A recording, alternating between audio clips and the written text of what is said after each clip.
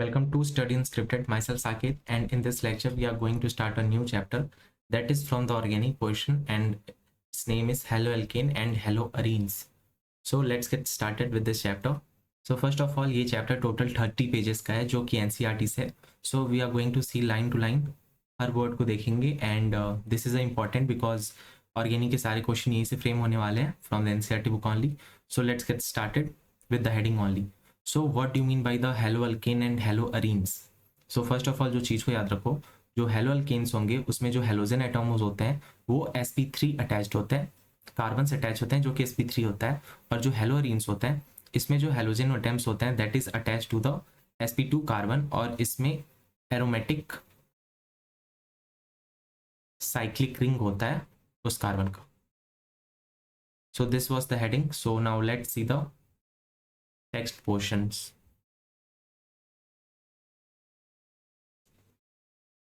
So let's read this. Now, halogenated compounds persist in the environment due to their resistance to breakdown by the soil bacteria. So यहाँ पे ये statement important है. This is saying कि जो halogen compound है वो persist करते हैं environment में because वो resist करते हैं environment को, जिससे उसकी breakdown नहीं हो पाती है by the soil bacteria. So now let's read this. The replacement of hydrogen atom in an aliphatic or aromatic hydrocarbon by halogen atoms result in the formation of alkyl halide, जिसको हम हेलोअल्केन्स बोलते हैं. ये aliphatic के लिए होता है. सो यहाँ से तुम्हें एक और बात पता चलती है, ये जो हेलोअल्केन्स है this is for the aliphatic carbon होता है, और यहाँ पे जो है वो हमने देख रखा है एरोमेटिक होता है. नाउ यहाँ पे सिंपली दे रखा है दैट इज sp3 हाइब्रिडाइज्ड यानी कि हेलोअल्केन है, और यहाँ पे sp2 हाइब्रिडाइज यानी कि हेलोअरीन है. सो इसको हमने देख लिया. Now many halogen containing organic compounds occur in nature and some of these are clinically useful. So these are clinically useful also. So these classes of compounds find wide application in industry as well as in a day-to-day life. So they are used as the solvent for relatively non-polar compound and as a starting material for the synthesis of wide range of organic compounds. So this is also important. ये use होता है as a solvent for relative non-polar compounds and as the starting material for the synthesis of wide range of organic compounds. So this is important statement from this introductory part. बाकी इसमें कुछ नहीं है, और यहाँ पे नीचे कुछ क्वेश्चंस क्रिएट किए जा सकते हैं मैच द फॉलोइंग टाइप के. सो लेट्स रीड दिस.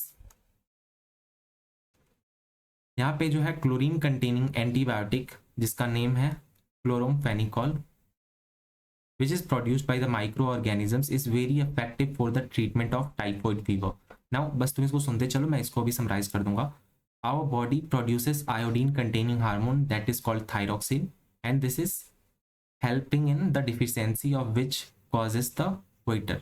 तो अगर यहाँ पे आयोडीन हमें प्रॉपर मिले तो हमें हेल्प होगा कि डिफिशियंसी क्रिएट ना हो बॉडी में.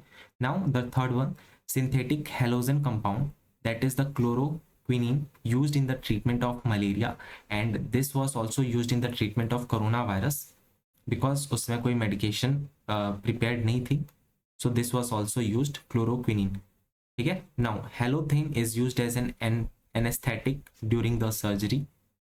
ये local anesthesia type का होता है जो कि सर्जरी में यूज होता है. Okay. So certainly fluorinated compounds are being considered as the potential blood substituent in surgery. So यहाँ पे देखो ये blood substituent की तरह काम करते हैं during the surgery, और इनको इस तरीके से काम करने के लिए पहले चाप मतलब पूरी तरीके से फ्लोरिनेटेड होना पड़ेगा, फ्लोरीन कंपाउंड. सो इसको अब हम लिख लेते हैं समराइज फॉर्म में, जिससे कि अगर कोई मैच द कॉलम टाइप के क्वेश्चन क्रिएट हो, so you not feel any problem while solving them. So let's see this. So the first one is chloramphenicol. The second one is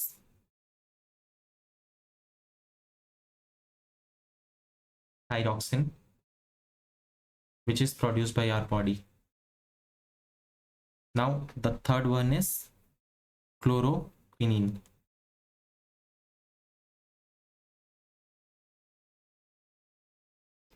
And the fourth one is halothane. कहाँ पे? Fully fluorinated anaesthetic यहाँ पे रहा halothane.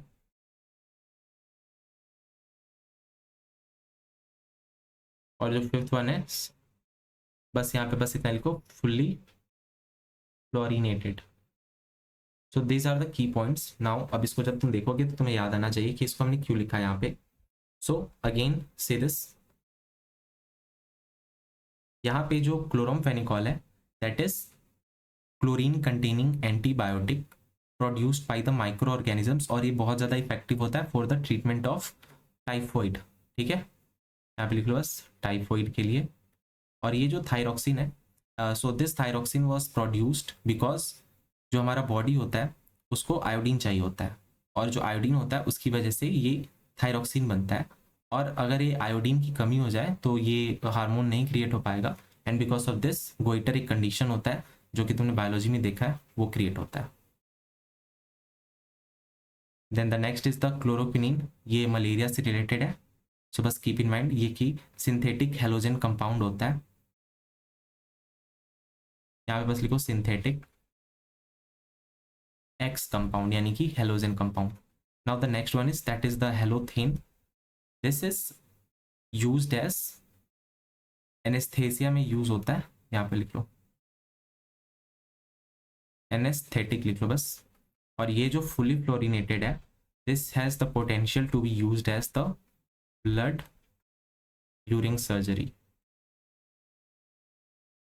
तो यहाँ से जो questions create हो सकते हैं ये 5 पॉइंट्स हैं, और यहाँ पे एक पॉइंट है कि they are used as a solvent for the relative non polar compounds. यहाँ से एक स्टेटमेंट क्रिएट हो सकता है, बाकी यहाँ से कोई क्वेश्चन क्रिएट नहीं होंगे। So let's move to the next page. So here we are going to classify the haloalkane and haloarenes. So let's read this first. So this may be classified as mono, di और poly halogen, that is tri tetra etcetera. So यहाँ पे तुम देख लो that is the mono haloalkane, यहाँ पे है 2 यानी कि डाई हेलो, यहाँ पे है 3 यानी कि ट्राई हेलो, जिसको हम पॉली भी बोल सकते हैं, पॉली हेलोजन। नाउ यहाँ पे है arene because this is having the aromatic ring, और ये जो कार्बन है दैट इज sp2 हाइब्रिडाइज, और यहाँ पे जो कार्बन थे that were the sp3 hybridized. So बाकी ये di haloarene, this is tri haloarene. Now mono halo compounds में further be classified according to the hybridization of the carbon atom to which the halogen is bonded.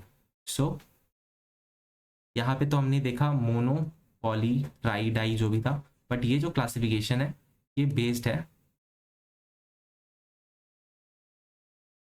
Mono halogenation. So let's see the point A, that is alkyl halide और hello alkanes, जिसको हम are से भी donate करते हैं। यहाँ पे are एक अल्काइल ग्रुप होगा। So let's read this. An alkyl halide the halogen atom is bonded to the alkyl group, R से रिप्रेजेंट कर रहा है। So they form the halogen homologous series represented by, अब वो होमोलोगस सीरीज होता है इससे represent. So they are further classified as primary, secondary और tertiary according to the nature of carbon to which the halogen is attached. Now you can see that यहाँ पे जो है कार्बन जो है वो प्राइमरी है बिकॉज ये एक अल्काइल ग्रुप से अटैच्ड है और इससे हेलोजन ग्रुप अटैच्ड है। So this is primary. अब यहाँ पे देखो ये जो कार्बन जिससे हेलोजन अटैच है ये खुद 2 कार्बन अल्काइल ग्रुप से अटैच्ड है। So this is secondary. And tertiary में यहाँ पे 3 अल्काइल ग्रुप से अटैच्ड है और उस कार्बन से हेलोजन अटैच्ड है। सो बाकी यहाँ पे कुछ नहीं है। So now let's read this. If halogen is attached to a primary carbon atom in an alkyl halide, the alkyl halide is called primary, या 1 डिग्री भी हम बोलते हैं। 2 डिग्री जब वो सेकेंडरी अल्काइल से या कि 2 अल्काइल ग्रुप से अटैच्ड हो, और टर्शरी अगर वो 3 से अटैच्ड हो। नाउ यहाँ पे जो मोनो हेलोजिनेशन हो रहा है तो यहाँ पे देखो एक ही हेलोजन एटॉम जुड़ रहा है, बट यहाँ पे हम डिफरेंस देख रहे हैं कि इसको हम अलाइलिक बोल सकते हैं और जो दूसरा है उसको हम बेंजाइलिक हलाइड बोल सकते हैं, जो 2 और क्लासिफिकेशन है। So let's see the allylic halide first. So these are the compounds in which the halogen atom is bonded to an sp3 hybridized carbon atom adjacent to a carbon-carbon double bond to an allylic carbon. So we can say like this: C double bond C, C X.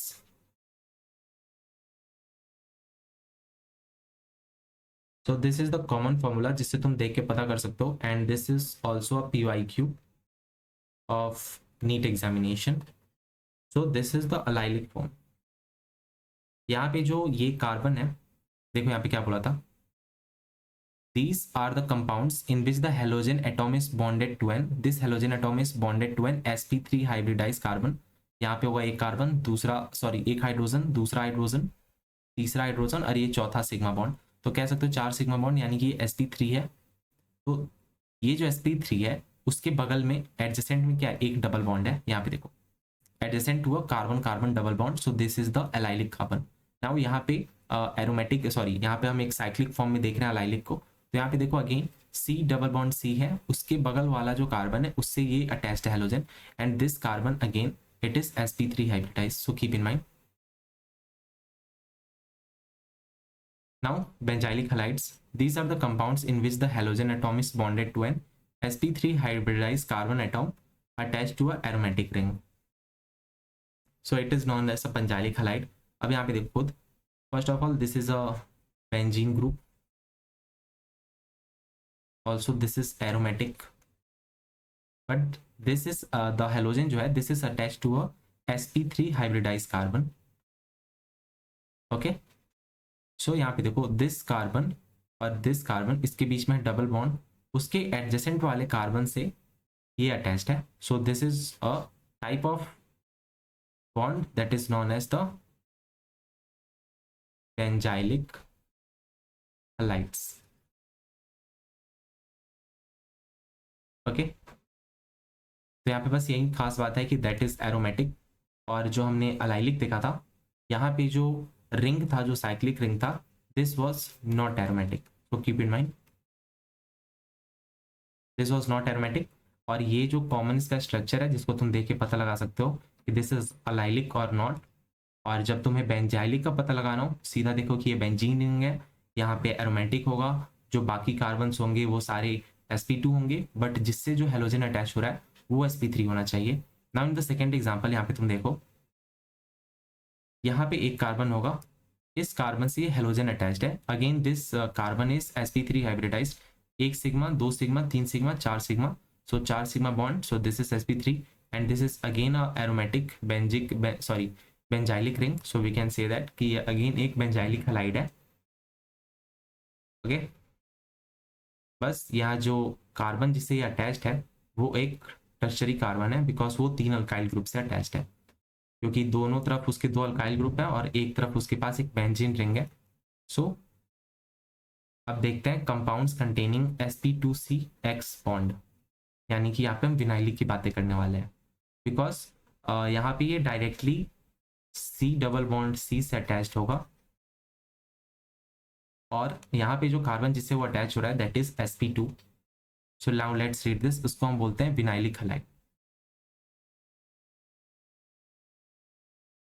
Vinylic halide.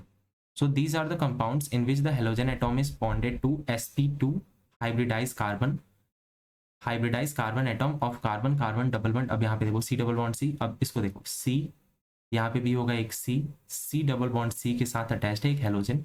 Now again C उसके साथ है एक halogen, and this is also not a aromatic.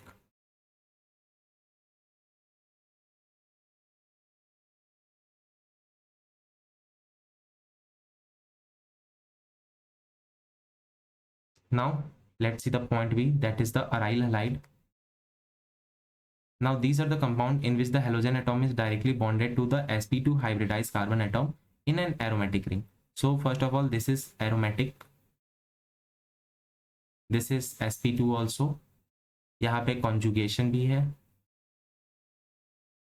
So if you are facing in problem कि किसको aromatic, किसको non aromatic, किसको anti aromatic बोलते हैं, so you can go and watch the lecture of GOC, और GOC के first lecture में तुम्हें इसकी अच्छे से डिटेल्ड लेक्चर है जिसमें आई थिंक 10 से 15 मिनट बस इसको एक्सप्लेन कराया मैंने, बिकॉज वहाँ पे इंपॉर्टेंट था उसको एक्सप्लेन करना, ठीक है। So you can go and watch the GOC lecture. Okay, so let's move to the next topic, that is the nomenclature. Nomenclature यहाँ की हमें नेमिंग करना है, और ये जो नेमिंग होता है this is based on the IUPAC, and the full form of IUPAC is the international union of pure and applied chemistry, ठीक है। So now let's read this, यहाँ पे रखा IUPAC दे रखा है, that is Having learned the classification of halogenated compounds, let us now learn how they are named. So the common names of the alkyl halide are derived by the naming alkyl group followed by the name of halide. यहाँ पे कुछ नहीं देखा, बस introductory part है, कोई question नहीं create होगा. सो बस इतना याद रखो, this is based on the IUPAC system, जिसमें हम अल्काइल हलाइड को नेम करते हैं हेलो सब्सटीट्यूटेड हाइड्रोकार्बन्स बोलते हैं. अल्काइल हलाइड हम किसको बोलते थे? कोई अल्काइल ग्रुप जिसका एक हाइड्रोजन जो है ना वो चेंज हो गया एक्स के साथ, किसी हेलोजन के साथ. सो इनका जो IUPAC नेम होगा that is hello substituted hydrocarbon, यानी कि कोई हाइड्रोकार्बन है जिसको एक हेलो ने सब्सटीट्यूट कर दिया उसके हाइड्रोजन को. So for monohalogen substituted derivative of benzene common and IUPAC names are the same. Okay, तो यहाँ पे इंपॉर्टेंट है, इसको तुम हाईलाइट कर लो. For monohalogen substituted derivative of benzene, जो कॉमन और IUPAC नेम होता है दोनों सेम होता है. सो बोथ करेक्ट होगा, जो तुम कॉमन भी बोल लो, जो तुम IUPAC नेम भी बोल लो उसका. ठीक है, ठीक है. जैसे कि क्लोरोबेंजीन होगा तो वो उसका कॉमन नेम और उसका IUPAC नेम दोनों सेम होगा, बिकॉज वो मोनोहेलोजिनेटेड कंपाउंड है. अब उसमें ऑर्थो पैरा मेटा का हम डिफ्रेंशिएशन देखते हैं, जिससे कि जब एक से ज़्यादा हेलोजन जब अटैच होते हैं तब ऐसा कंडीशन क्रिएट होता है. देखो, डाई हेलोजन डेरिवेटिव के लिए OMP यानी ऑर्थो मेटा पैरा यूज होता है, used in the common system of IUPAC system. तो अब इसको देख लो. फर्स्ट ऑफ ऑल जो कॉमन नेम है that is the N propyl bromide. N propyl bromide. Propyl यानी कि यहाँ पे 3 कार्बन है और या ब्रोमीन अटैच्ड है चेन के साथ. सो this is 1 bromopropane. Now this is isopropyl chloride which is also called the 2-chloropropane, because जो iso वाला है वो कॉमन नेम है और नीचे वाला इसका IUPAC नेम है. So you can say that यहाँ पे जो क्लोरीन है वो सेकेंड कार्बन से अटैच है इस प्रोपाइल ग्रुप के. So that is the reason यहाँ पे आइसो यूज हो रहा है. नाउ यहाँ पे आइसोब्यूटाइल जो है, यहाँ पे अगेन ये सेकेंड वाले कार्बन से अटैच्ड है. सॉरी, यहाँ पे जो आइसोब्यूटाइल क्लोराइड है, तो दिस इज इंपॉर्टेंट, इसको तुम हाईलाइट कर लो. यहाँ पे isopropyl chloride and isobutyl chloride. मैं बताता हूँ आइसो स्ट्रक्चर कैसे है. So this is the iso structure. ठीक है, एंड यहाँ पे टोटल नंबर ऑफ कार्बन 4 है. So we can say that this is the isobutyl chloride. Okay, now let's move to the common name and IUPAC name. तो जैसे कि हमने ऊपर देखा था, common name and IUPAC name are same for mono substituted benzenes. तो यहाँ पे एक ब्रोमीन यानी कि मोनो सब्स्टिट्यूशन है. सो जो ब्रोमोबेंजीन है उसका IUPAC और कॉमन नेम दोनों सेम है, but this is not correct for die halogen substituted. For example यहाँ पे 2 हेलोजन है दैट इज 2 ब्रोमीन, तो this is first position, this is second, this is third. तो यहाँ पे 1 और थर्ड पोजिशन पे है. ठीक है, so that is Meta. First third position पे होगा तो वो होगा Meta.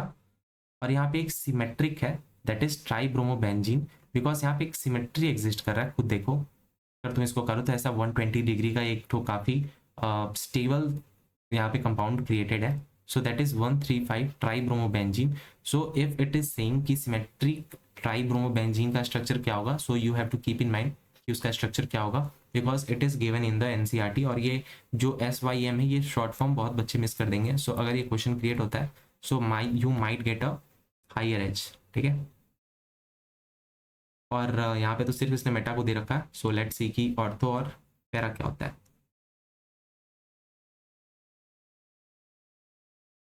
So this is ortho and this is para, because यहाँ पे 1:2 पे डाई हेलोजन है जो वो आ चुका है और यहाँ पे 1,4 पे आ चुका है. So this is O, this is P, and you can keep in mind as Om Prakash OMP, यानी कि O से 1,2, M से 1,3 एंड P से 1,4. Okay, now let's read the text. The dihaloalkanes having the same type of halogen atoms are named as alkylidene or alkylene dihalide. So this is also important. So just highlight this. जो dihaloalkanes होते हैं जिनके पास same type of halogen atoms होते हैं उनका जो नाम होता है that can be alkylidene, यहाँ पे ई एन ई है लास्ट में, LIDENE, या अल्कालाइन डाइहलाइड्स। यहाँ पे देखो 1 क्लोरो 2 डाई मिथाइल प्रोपेन, ये जो स्ट्रक्चर दे रखा है, और यहाँ पे 2 ब्रोमो प्रोपेन का स्ट्रक्चर दे रखा है। So I think you can name it very nicely, अब तुम समझ चुके होगे। So let's read the next line, that is dihalo compounds having both the halogen atoms are further classified in the geminal halide or GEMD halide when both the halogen atoms are present on the same carbon atom. Now इसको हम diagram के साथ देखते हैं, इसके structure के साथ। तो बस ये देखो कि this is for die halogen, ठीक है, ये मोनो के लिए नहीं हो सकता, सिर्फ ये डाई के लिए करेक्ट है। कौन सा सिचुएशन, ये जेम डाई हलाइड या जेमाइनल हलाइड का। सो देखो क्या है,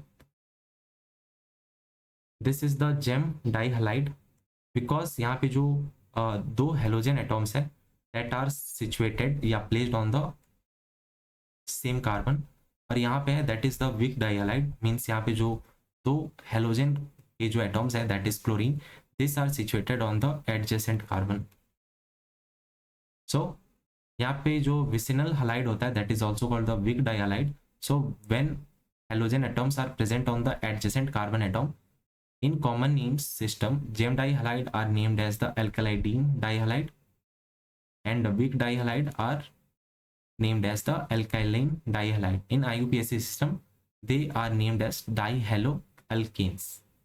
So तुम्हें एक यहाँ पे इंपॉर्टेंट चीज ये याद रखनी है दैट जो इसका नाम है इथलाइडीन क्लोराइड या इथलाइन डाइक्लोराइड, ये इसके कॉमन नेम्स हैं, और ये जिसको हम जेम डाइहालाइड भी बोल रहे हैं, विक डाइहालाइड बोल रहे हैं, this all are common names,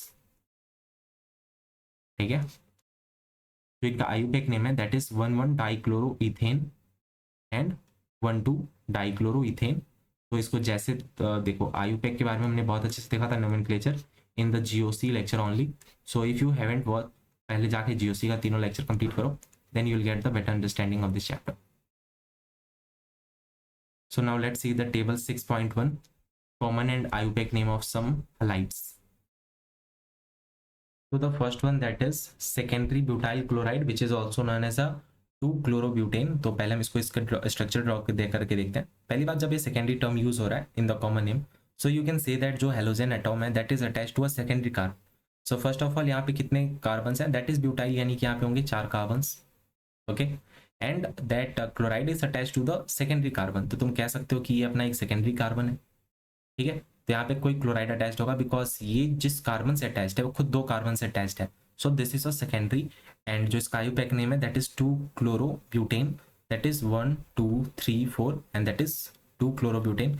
again I am saying if you haven't watch the lecture of GOC you must go and watch. अगर तुमने सिर्फ कहीं से लेक्चर देखा हुआ है so you might not get all content of the NCERT book. So this is very important that you go through, line to line questions create होंगे वहां से, फ्रॉम द GOC सेक्शन हो, फ्रॉम फिजिकल सेक्शन हो, from inorganic हो, doesn't matter. Same thing with the physics also, और biology के लिए तो सभी जानते हैं। So now the second structure that is the neopentyl bromide, ठीक है। तो नियोपेंटाइल जो होगा that will be like this, यहाँ पे एक methyl group methyl group methyl group, R से रिप्रेजेंट कर लो इसको, मिथाइल, ठीक है, और यहाँ पे एक होगा कार्बन, फिर एक होगा एक और कार्बन, और यहाँ से एक अटैच होगा ब्रोमीन। तो यहाँ पे देखो क्या है, पेंटाइल है, दैट इज 1 2 3 4 5, ओके, मैंने 6 बना दिया क्या। सो ये रहा अपना नियोपेंटाइल ब्रोमाइड। नाउ अब इसका आयुपेक नाम खुद तुम ढूंढ के देखो, तुम्हें मिल जाएगा। तो हमने वहाँ पे जब रूल्स पढ़े थे in GOC, then we have seen that कि जहाँ पे फंक्शनल ग्रुप अटैच्ड होते हैं तो उसको हम पहले प्रेफरेंस देते हैं। So this is 1, this is 2, this is 3। तो यहाँ पे तुम देख सकते हो कि जो 1 ब्रोमो होगा और 2 पे 2 डाइमिथाइल होगा। तो देखो 1 bromo 2 dimethyl propane. Similarly you can find that for tertiary butyl bromide. यहाँ पे टर्शरी यानी कि जो जो ब्रोमाइड ग्रुप है वो टर्शरी कार्बन से अटैच्ड होगा। यानी कि अब मैं यहीं से अगर स्ट्रक्चर ड्रॉ करने की कोशिश करूं, सो जो टर्शरी ब्यूटाइल ब्रोमाइड होगा that will be like this, 1 2 3 CBr। सो ये जिस कार्बन से अटैच्ड है वो एक टर्शरी कार्बन है, क्योंकि यहाँ से 3 कार्बन अटैच्ड है। तो तुम देख सकते हो यहाँ पे ये बैठ जा रहा है। नाउ यहाँ पे विनाइल क्लोराइड है that is common name, so keep in mind जो विनाइल क्लोराइड है या अलाइल क्लोराइड है, so they both are the common name, या जो तुम्हारा जेमडल हलाइड जो हम यूज़ कर रहे थे या विक डाई हलाइड यूज़ कर रहे थे, ये सारे कॉमन नेम्स का टाइप है। और इसकी जो नेमिंग होगी वो काफ़ी नॉर्मल होगी जैसे वाक्यों की नेमिंग होती है। सो कीप इन माइंड यहाँ पे जो डबल बॉन्ड है उसी वाले कार्बन से जब हेलोजन अटैच्ड होगा, सो that is the vinyl chloride या विनाइल हलाइड बोल दो, सो दैट इज क्लोरोइथेन, बिकॉज यहाँ पे 2 कार्बन है तो तुम आईयूपैक नेम समझ सकते हो। जब डबल बॉन्ड के एडजेसेंट वाले कार्बन से ब्रोमीन अटैच होगा या कोई हेलोजन अटैच होगा, then it will be allyl bromide या अलाइल हलाइड तुम कह लो। And similar thing that is orthochlorotoluene, तो तुम कह सकते हो ऑर्थोक्लोरोटोल्वीन है, यानी कि यहाँ पे तुम 1:1,2 पोजीशन होगा, ठीक है। सपोज करो कि ये अगर 1 है तो ये है 2, या सपोज करो कि ये अगर 1 है तो ये है 2। सिमिलरली ये है benzyl chloride. Now keep in mind हमने देखा था और मोनो जो हेलोजिनेशन होता था वहाँ पे आईयूपीएक नेम और कॉमन नेम सेम हो सकता था, बट ये जो ऑर्थो पैरामेटा ये जो टर्म्स होते हैं that are not the IUPAC system के, ठीक है, they are mainly used for the common. तो यहाँ पे तुम कह सकते हो that will be called as one chloro two methyl benzene, one chloro two methyl benzene, या 2-क्लोरोटोल्वीन, दोनों करेक्ट होगा इसके लिए। यानी कि तुम इसको 1 बोल दो, उसको 2 बोल दो, या इसको 2 इसको 1, दोनों करेक्ट है।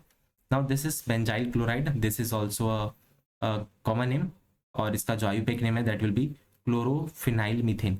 नाउ यहाँ पे एक कॉमन ऑब्जर्वेशन नोट करना, जब भी कहीं पे फिनाइल टर्म आता है ना वो मेनली आईयूपैक को रिप्रेजेंट कर रहे होते हैं as compare to benzyl terms, ठीक है। तो देखो फिनाइल है, so this is a IUPAC. Now that is methylene chloride, जिसका आईयूपैक नाम होगा डाइक्लोरोमीथेन। तो कीप इन माइंड यहाँ पे जो मिथिलीन क्लोराइड है this is a common name, methylene chloride एक कॉमन नेम है, या क्लोरोफॉर्म, ब्रोमोफॉर्म, ये सारे कॉमन नेम्स हैं। और इनका जो आईयूपैक होगा दैट विल बी ट्राइक्लोरोमीथेन, ट्राइब्रोमोमीथेन, ट्राइक्लोरोमीथेन, टेट्राक्लोरोमीथेन। तो कीप इन माइंड यहाँ पे एन प्रोपाइल फ्लोराइड है that is also a common name, because इसका जो आईयूपैक होगा दैट विल बी 1-फ्लूरोप्रोपेन। तो तुम कह सकते हो ये एन वाले, ओ वाले, एम वाले, पी वाले सिमेट्रिक टर्म यूज होना, अलाइल, विनाइल, जेमडल हलाइड, बिग डाइहलाइड, ये सारे कॉमन नेम्स के टाइप्स हैं, ठीक है। बट जब तुम्हें आईयूपैक में लिखना होगा तो तुम्हें प्रॉपरली ट्राई, ट्राई, टेट्रा, 1-2, 1-4 ये सब प्रॉपर नंबर्स को यूज करना होगा। So now let's see the example 6.1. Draw the structure of all 8 structural isomers that have the molecular formula C5H11Br. Name each isomer according to the IUPAC system and classify them as a primary, secondary and the tertiary bromide. So इसको solve कर लेते हैं, काफ़ी बड़ा होगा but let's do it. यहाँ पे जो हमारा structure जिससे हमें find out करना है that is C5H11Br. तो पहले चलो बनाते हैं 1 2 3 4 5। तो सपोज करो कि तुमने यहाँ से ब्रोमाइड को अटैच करा, तो ये रहा अपना एक structure first, and that is also primary. Then तुम कह सकते हो जो हमारा सेकेंड स्ट्रक्चर होगा वो ऐसे कुछ अटैच होगा सेकेंड वाले से, और यहाँ पे कह लो कि ये होगा स्ट्रक्चर जो हमारा होगा वो होगा सेकेंडरी, ये सेकेंड हो गया। नाउ जो हमारा थर्ड स्ट्रक्चर होगा वो थर्ड वाले कार्बन से तुम अटैच कर लो, और तुम कह सकते हो this is also a secondary, ठीक है। जब ये हमने 3 स्ट्रक्चर देख लिया, अब फोर्थ स्ट्रक्चर देखो कैसे क्रिएट हो सकता है। तो 1 2 3 4, और यहाँ पे तुम ले लो एक मिथाइल ग्रुप, और तुम यहाँ पे ले लो एक हेलोजन, ठीक है। हेलोजन था ना, बीआर था। तो दिस इज ऑल्सो 1 डिग्री, और ये रहा हमारा fourth structure. Now fifth structure हमारा कुछ ऐसे होगा सी सी सी, और अगर तुम यहाँ से कनेक्ट कर दो सो that will be a secondary, और ये होगा हमारा फिफ्थ स्ट्रक्चर। चलो सिक्स और सेवन्थ बनाते हैं, 6 7 एंड 8। सिक्स यहाँ पे बनाओ,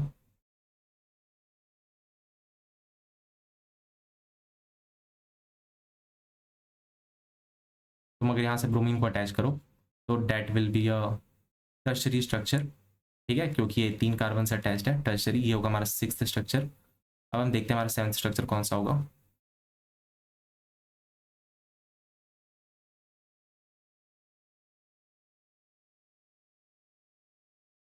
अगर तुम यहाँ से एक ब्रोमीन को अटैच करो तो ये होगा हमारा 7th स्ट्रक्चर, और जो हमारा लास्ट स्ट्रक्चर होगा that will be the 8th structure. जो हमारा एक और स्ट्रक्चर होगा दैट विल बी 4th वाले से रिलेटेड होगा, दैट विल बी सी सी सी सी, यहाँ पे लो एक कार्बन और यहाँ पे लो एक bromine. So this is again a 1 degree. तो यहाँ पे देखो कितने 1 डिग्री के हैं। यहाँ पे क्वेश्चन तो हमने क्रिएट कर लिया, यहाँ पे हमने 8 आइसोमर्स देख लिए। नाउ कैलकुलेट कि कितने नंबर्स 1 डिग्री के हैं और कितने 2 डिग्री, कितने 3 डिग्री, तो इससे क्वेश्चन क्रिएट हो सकता है। सपोज वो पूछते कि what are the total numbers of primary halogenated compounds formed by the isomers of C5H11Br, तो तुम्हें तो फाइंड आउट करना होगा। सो 1 डिग्री के कितने हैं, 1 2, ये भी 1 डिग्री है, थर्ड, और 1 डिग्री का एक और है that is this 4th, because ये भी फर्स्ट एक कार्बन से अटैच्ड है। सो ये रहा 4। और 2 डिग्री के कितने हैं, 2 डिग्री का है 1 2 3, और देखो 3 डिग्री के कितने हैं, 3 डिग्री का है 1, 4 3 7 1 8 हो गया। तो ये रहा टोटल आइसोमर्स। सो अगर नहीं आता बनाने तो सीख लो यहाँ से, बनाने आता है देन फॉरवर्ड करके आगे बढ़ो। Now example 6.2 that is the right the IUPAC name of the following. यहाँ पे हमें आईयूपैक नेम लिखना है। तो यहाँ पे जो 2 इंपॉर्टेंट है मैं उसको बस बता दे रहा हूँ। यहाँ पे ये वाली काफ़ी इंपॉर्टेंट है, और एक फर्स्ट वाली को देख लो, ठीक है। बस यहाँ पे एक चीज़ ध्यान देना, यहाँ पे प्रायोरिटी देना है डबल बॉन्ड को compare to X, compare to halogens, ठीक है। तो पहले वाले को देखो, अगर तुम नेमिंग करते हो तो देखो दैट इज 4 ब्रोमो पेंट टूइन, यानी कि 1 2 3 4। तो यहाँ पे तुमने पहली प्रायोरिटी किसको दिया, एक डबल बॉन्ड को तुमने प्रायोरिटी दिया, इसलिए मैंने यहाँ पे पहले लिख दिया था। और यहाँ पे 4 ब्रोमो है। नाउ यहाँ पे देखो 1 2 3, और इसका जो नेम है that is 3 bromo 2 methyl but 1 ene. यहाँ पे 1 पे डबल बॉन्ड है तो तुम ऐसे देख सकते हो। अब जो इंपॉर्टेंट वाला था वो था 4th, ये रहा 1 ब्रोमो 2 मिथाइल ब्यूट 2 इन। तो यहाँ पे हमने प्रायोरिटी पहले ब्रोमोन को दिया है, ठीक है। तो यहाँ पे जो कार्बन है that is 1, that is the second carbon, that is the third carbon, and there is the 4th carbon. तो तुम कह सकते हो that is 1 bromo then 2 methyl but और 2 इन। सो बस इस वाले स्ट्रक्चर को याद कर लो,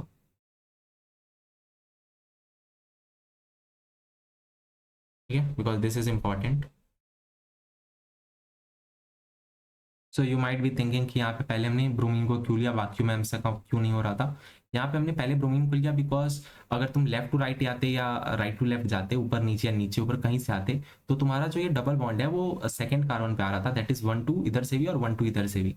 तो जब दोनों तरफ से ही सेकंड कार्बन है तो यहाँ पे मोर प्रीफर्ड ये हुआ कि हम ब्रोमीन को 1 पे लेते हुए चले, because at least it is a functional grouping, क्योंकि वो तो अटैच हो रहा है ना बाहर से आके।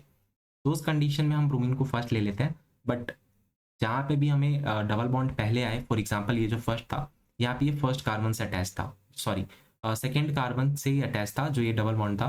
बट अगर तुम इधर से आते 1 तो यहाँ पे भी सेकेंड कार्बन से ही अटैच है। तो ऐसा क्यों हुआ, अब इसको देखो, सॉरी यहाँ पे देखो मैंने यहाँ पे गलत बोल दिया ना, यहाँ पे सेम कहाँ है, यहाँ पे सेम तो नहीं है, दैट इज यहाँ पे फर्स्ट कार्बन ये रहा, सेकेंड थर्ड, यहाँ पे पहले सेकेंड बॉन्ड नहीं आ रहा, डबल बॉन्ड पहले नहीं आ रहा, पहले ब्रोमीन आ रहा है। तो इसको तुम प्रीफर्ड नहीं करोगे बिकॉज हमारी priority second sorry double bond की पहले है। तो यहाँ पे देखो, यहाँ पे सेकेंड कार्बन पे डबल बॉन्ड है तो हमने इसको ऐसे प्रीफर करा है कि ब्रोमीन 4th पोजीशन पे आ रहा है।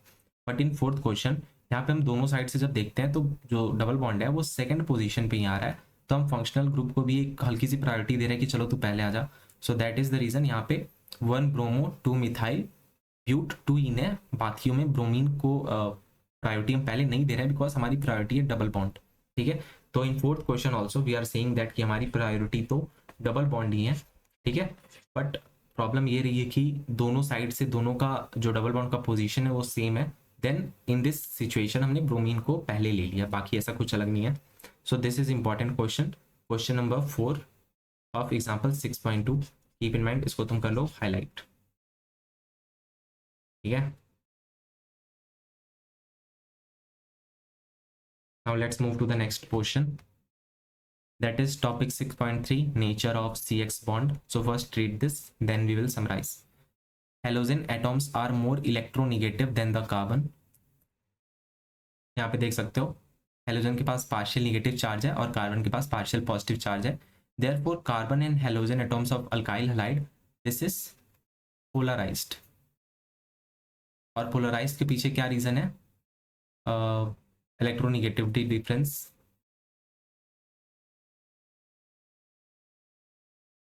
सो यहाँ पे तुम कह सकते हो यहाँ पे असर्शन रीजन टाइप के क्वेश्चंस क्रिएट हो सकते हैं, ठीक है। So the carbon atom bears the partial positive, whereas the halogen bears the partial negative. So as we go down from the group in the periodic table, the size of halogen atom increases. For example, that is फिर कल बाहर आई aunty. Okay, तो यहाँ पे जो fluorine है that is the smallest, और यहाँ पे जो नीचे की तरफ इसकी साइज इंक्रीज हो रही है, ठीक है, इंक्रीज इन साइज।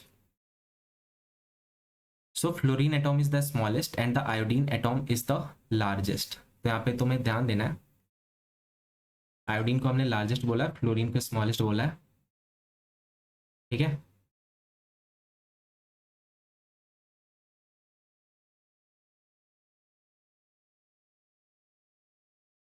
अब यहाँ पे जो नेक्स्ट स्टेटमेंट है that the carbon halogen atom, sorry carbon halogen that is the C X, इसका जो बॉन्ड लेंथ होता है also increases from C F to C I. तो तुम कह सकते हो जो इसका बॉन्ड लेंथ है इंक्रीजेस डाउन, ठीक है।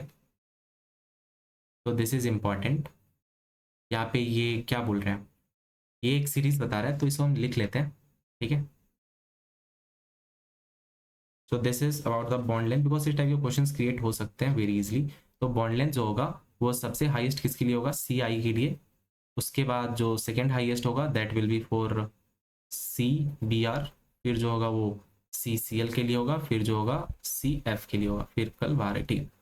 So some typical bond lengths, bond enthalpies and dipole moments. अब इसका जो सीरीज है वो पीछे दे रखा है। यहाँ पे जो इंपॉर्टेंट है you have to keep in mind, dipole का बहुत ज़्यादा इंपॉर्टेंट है, ठीक है। चलो देख लेते हैं डाइपोल का कैसे इंपॉर्टेंट है। अब यहाँ पे देखो, पहले तो इसने बॉन्ड लेंथ दे रखा है, तो बॉन्ड लेंथ पता है कि नीचे की तरफ इंक्रीज होता है, इंक्रीज डाउन।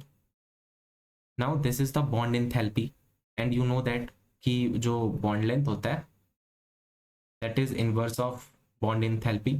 तो जिसका हाईएस्ट बॉन्ड एंथैल्पी, सॉरी जिसका हाईएस्ट बॉन्ड लेंथ होगा उसकी बॉन्ड एंथैल्पी लोएस्ट होगी। तो अब देख सकते हो नीचे की तरफ ये डिक्रीज होता है।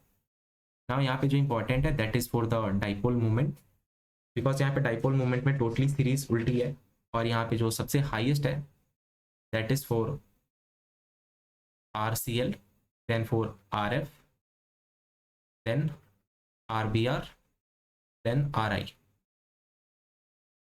So this is for dipole moment,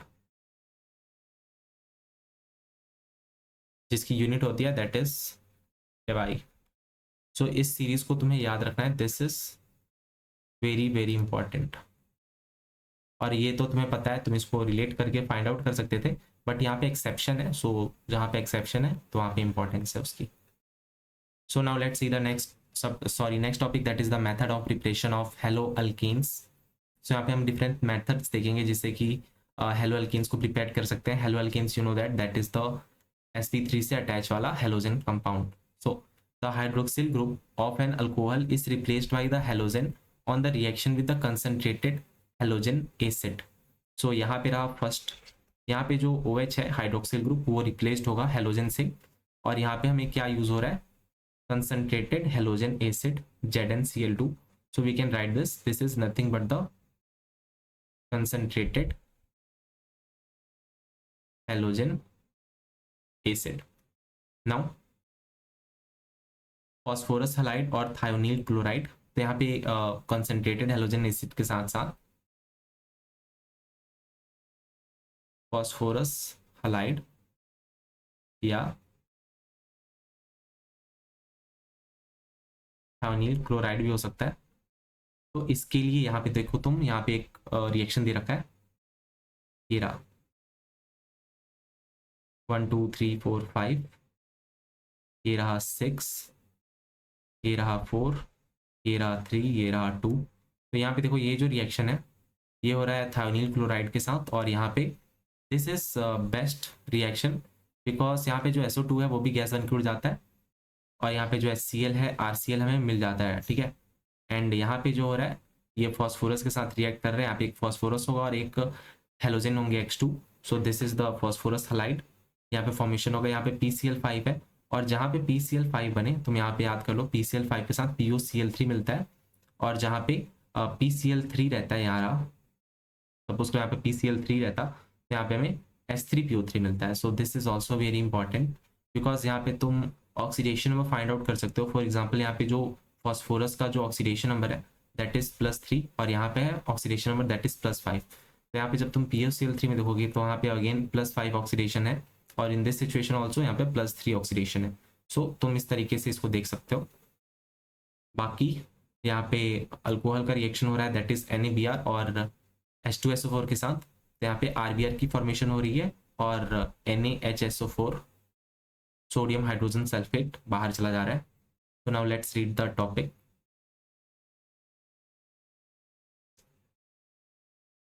Thionyl chloride is preferred because in this reaction alkyl halide is formed along with the gases SO2 and HCl। तो दिस इज प्रीफर्ड बिकॉज यहाँ पे SO2 और HCl जो है वो दोनों gas हैं और वो दोनों ऊपर चले जाएंगे ना एटमोस्फेयर में। तो अगर ये दोनों गायब हो जाएंगे तो ली-चैटलियस प्रिंसिपल को अप्लाई कर लो कि जो प्रोडक्ट है वो कम हो रहा है, तो अगेन ये फॉरवर्ड ड्रिवन रिएक्शन होगा, ठीक है, forward driven. Now, the two gases products are escapable, hence the reaction gives the pure alkyl halide. Also, the reactions of the primary and the secondary alcohol with the HCl requires the catalyst। अब देखो यहाँ पे this is also important। इसको underline करो। The reaction of primary and the secondary alcohol with HCl require the presence of catalyst ZnCl2।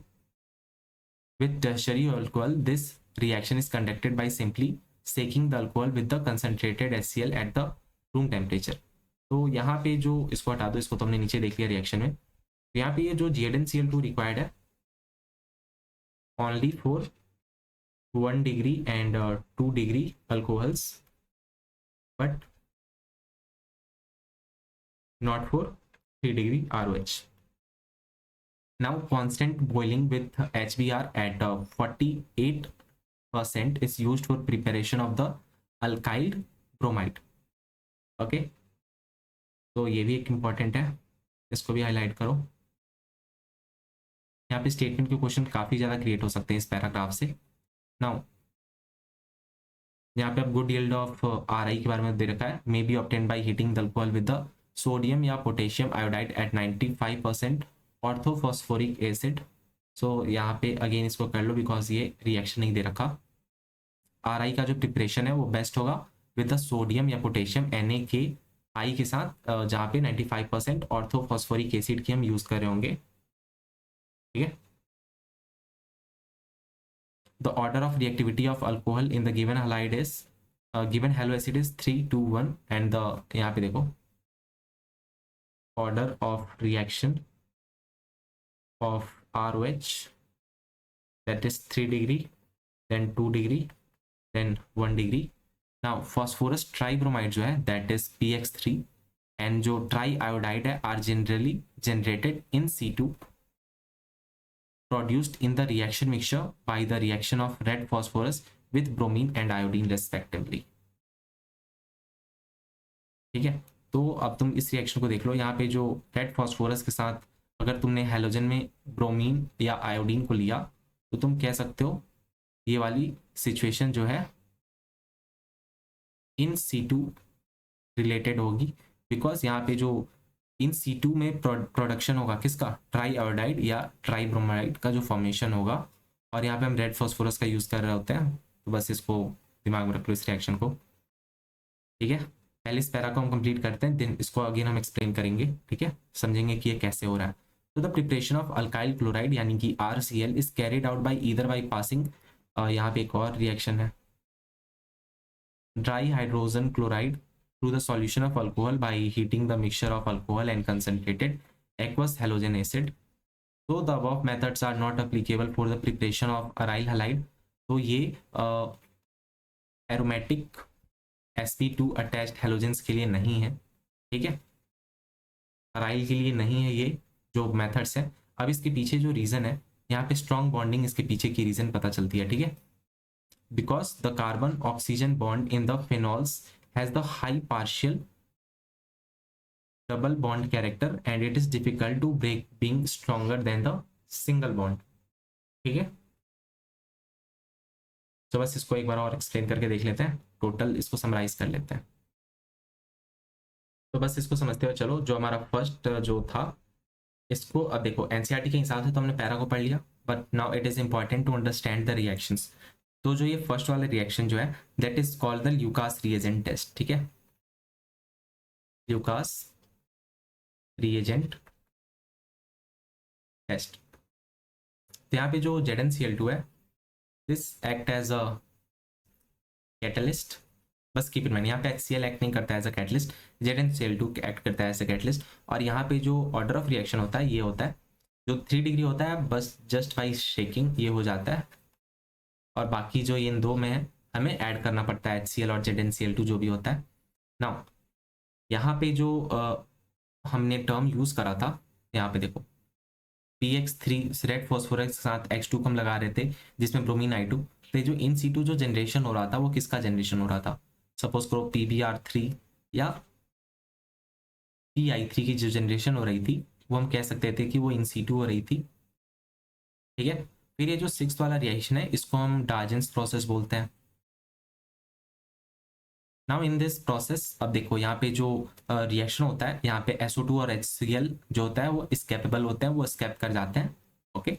और बाकी ये जो दोनों प्रोसेस हैं, दिस इज वेरी इजी कि यहाँ पे बस तुम्हें H3PO3 फॉर्मेशन हो रहा है और एक में तुम्हारे पास POCl3 की फॉर्मेशन हो रही है, ओके। और एक और पॉइंट हमने यहाँ पे देखना था, जो यहाँ पे इसने टर्म यूज करा है, कहाँ गया, wait a minute, orthophosphoric acid, ठीक है। So this is nothing but the H3PO4, ठीक है। सो ये है H3PO4 and that is the orthophosphoric,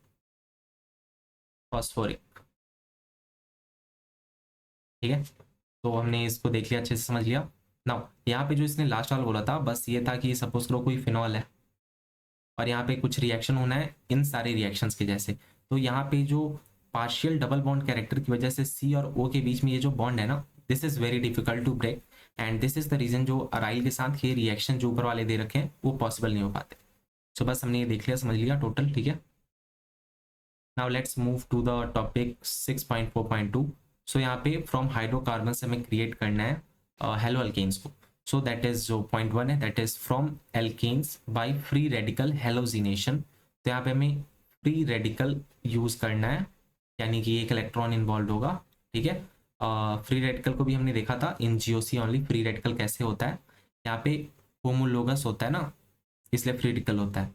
बाकी जब हेट्रो ब्रेकडाउन होता था तो वहाँ पे एक कटायन और एक अनायन की जनरेशन होती थी, बट यहाँ पे वो सिचुएशन नहीं होता फ्री रेडिकल्स में, ठीक है। So let's see this, when free radical chlorination or bromination of ANE is done, then the complex mixture of isomeric forms, तो यहाँ पे आइसोमर्स मिलते हैं ऑफ मोनो या पॉली, ठीक है, आइसोमेरिक ऑफ मोनो या poly haloalkenes and this is difficult to separate होता है, बिकॉज इनको डिफिकल्ट होता है सेपरेट करना जब ये अपने प्योर कंपाउंड फॉर्म में होता है, ठीक है। So the yield of single compound is low, और यहाँ पे जो एग्जांपल दे रखा है दैट इज इंपॉर्टेंट। यहाँ पे एक 4 कार्बन कंपाउंड है दैट इज ब्यूटेन, और यहाँ पे देखो इसके जो रिएक्टेंट है, जो यहाँ पे रिएजेंट्स जो काम करे वो कौन से हैं, Cl2 in the presence of UV light या हीट। सो इसको तुम्हें ध्यान देना है, this is very important, Cl2 in the presence of UV light और हीट। तो यहाँ पे तुम देख सकते हो कि यहाँ पे ये फर्स्ट कार्बन से कनेक्टेड है और इस केस में ये सेकेंड कार्बन से कनेक्टेड है, तो यहाँ पे तुम्हें आइसोमर्स मिले। सो बस इन्हीं बातों को बोल रहा था कि it is hard to separate in the pure form because ये आइसोमर्स में पाए जाते हैं, ओके, आइसोमर्स ऑफ मोनो या poly haloalkanes. Now from ENE यहाँ पे again addition of hydrogen halide हो रहा है, तो हाइड्रोजन हलाइड क्या होता है, सिरिस, and ENE is converted to corresponding alkyl halide by the reaction with the hydrogen chloride, hydrogen bromide या हाइड्रोजन आयोडाइड। तो यहाँ पे जो X है that could be chloride, bromide या iodide. Okay, in the second case, पहले इसमें देखो, इसमें कुछ और बातें दे रखी है। So propene yields two product, however only one predominate as per the Markovnikov's rule. और यहाँ पे मार्कोनिव्स रूल अप्लाई हो रहा है।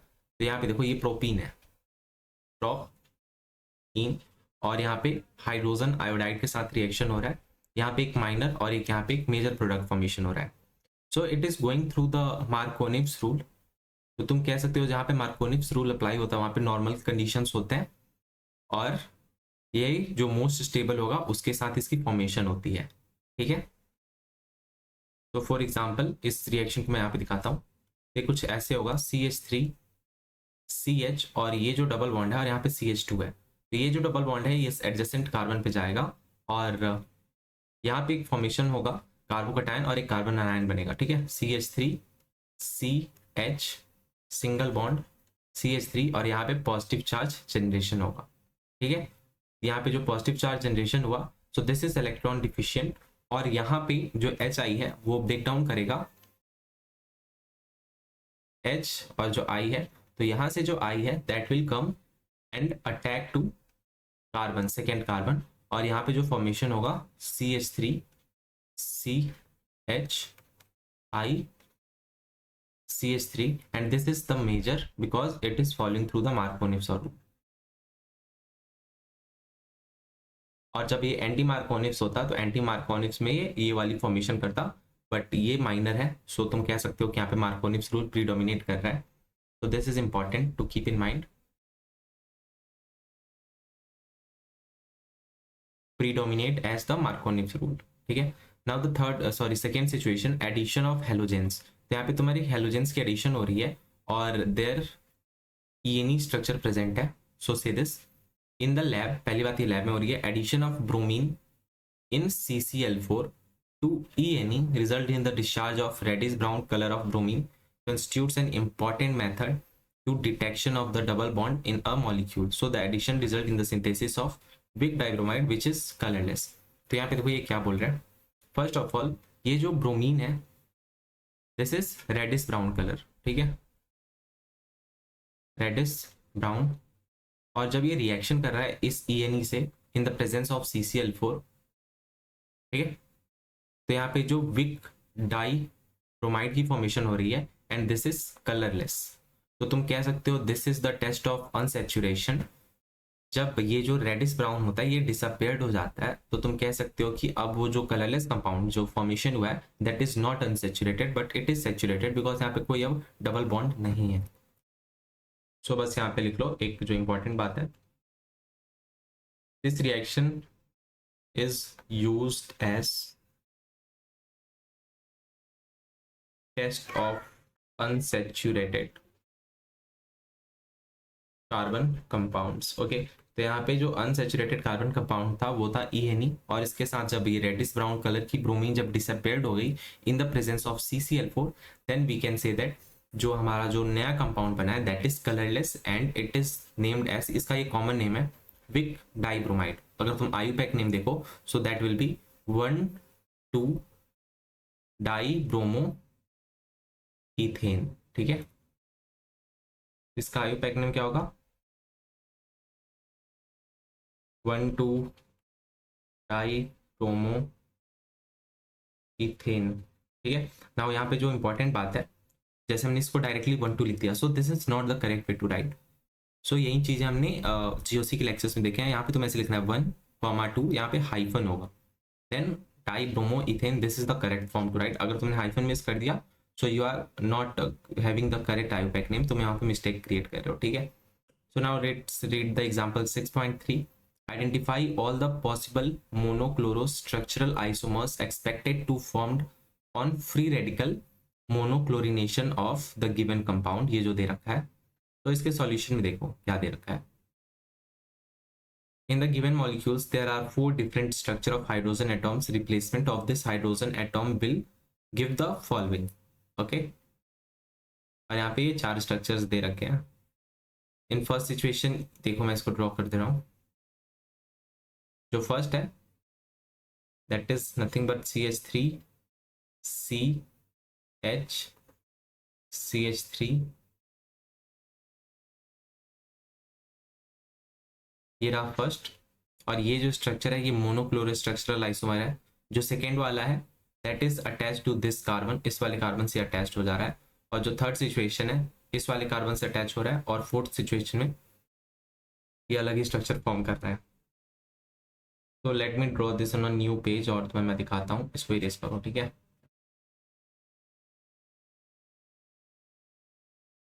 ठीक है,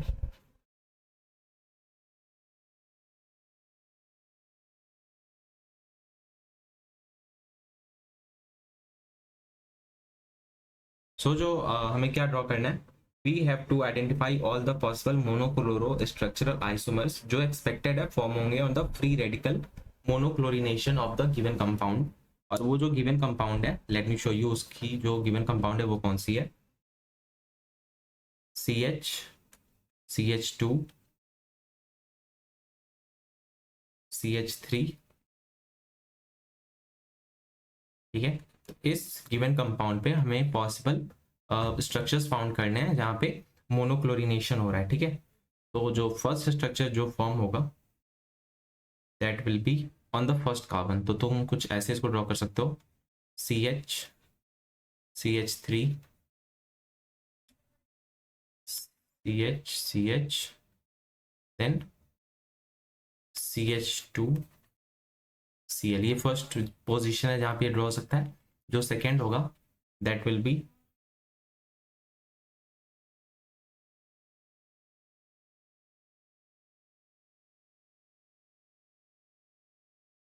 वो सपोज करो कि इस पोजीशन पे उसको ड्रॉ किया जा सकता है, मतलब डाला जा सकता है। नाउ द थर्ड स्ट्रक्चर जो होगा दैट विल बी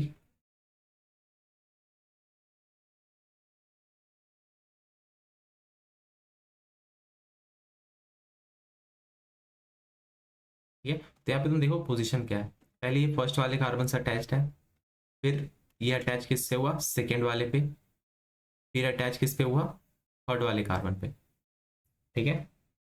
नाउ जो फोर्थ सिचुएशन होगा that will be like this.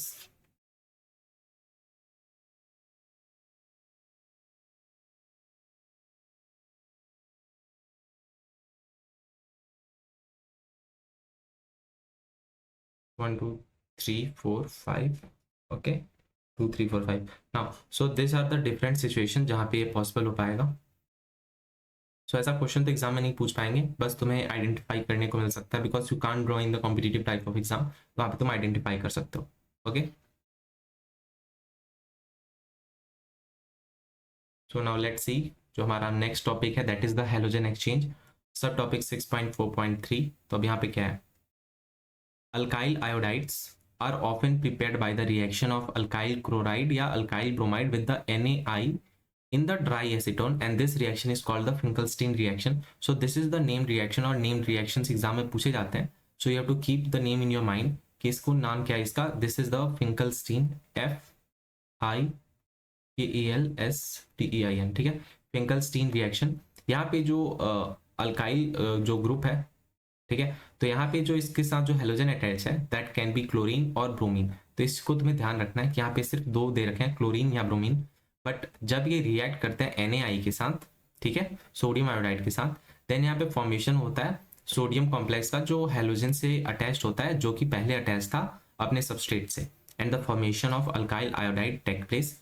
Now अब यहाँ पे जो पॉसिबल है NaX that could be NaCl या NaBr, अगर ये XCl रहा होगा या XBr रहा होगा। सो यहाँ पे तुम्हें इंपॉर्टेंट चीज याद रखनी है, ये जो भी NaCl या NaBr फॉर्म हो रहा है ये प्रेसिपिटेट होगा in the dry acetone, that is why यहाँ पे ड्राई एसीटोन का यूज किया गया, ठीक है, ड्राई एसीटोन।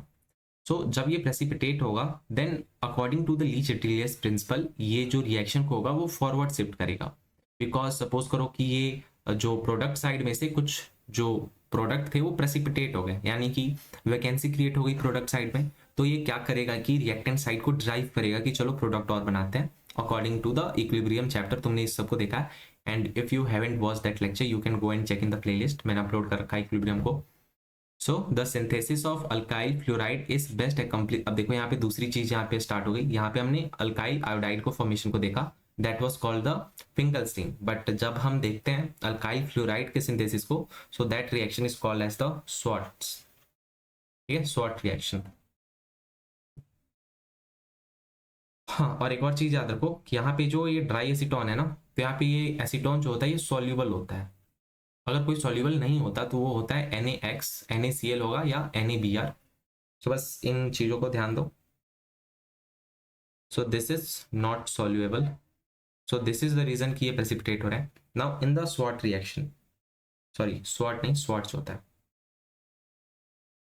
ठीक है, the synthesis of alkyl fluoride is best accomplished by heating an alkyl chloride या alkyl bromide in the presence of metallic fluoride.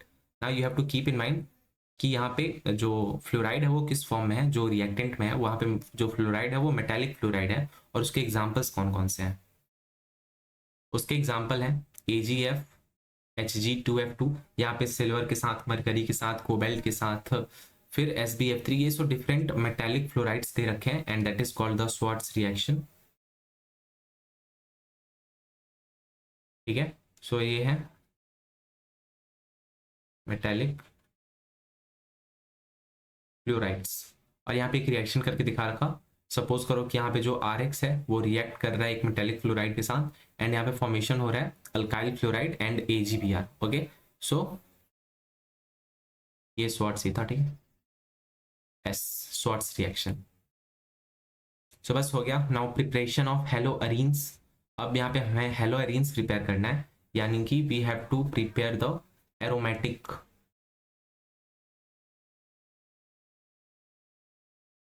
Mono या डाई हेलोजिनेटेड एरोमेटिक कंपाउंड्स में प्रिपेयर करना है। तो चलो इसको देखते हैं। So let's start this topic. तो say this, aryl chloride and bromide can easily be prepared by the electrophilic substitution of arenes with chlorine या bromine। तो यहाँ पे जो H2 है that can be Cl2 और Br2।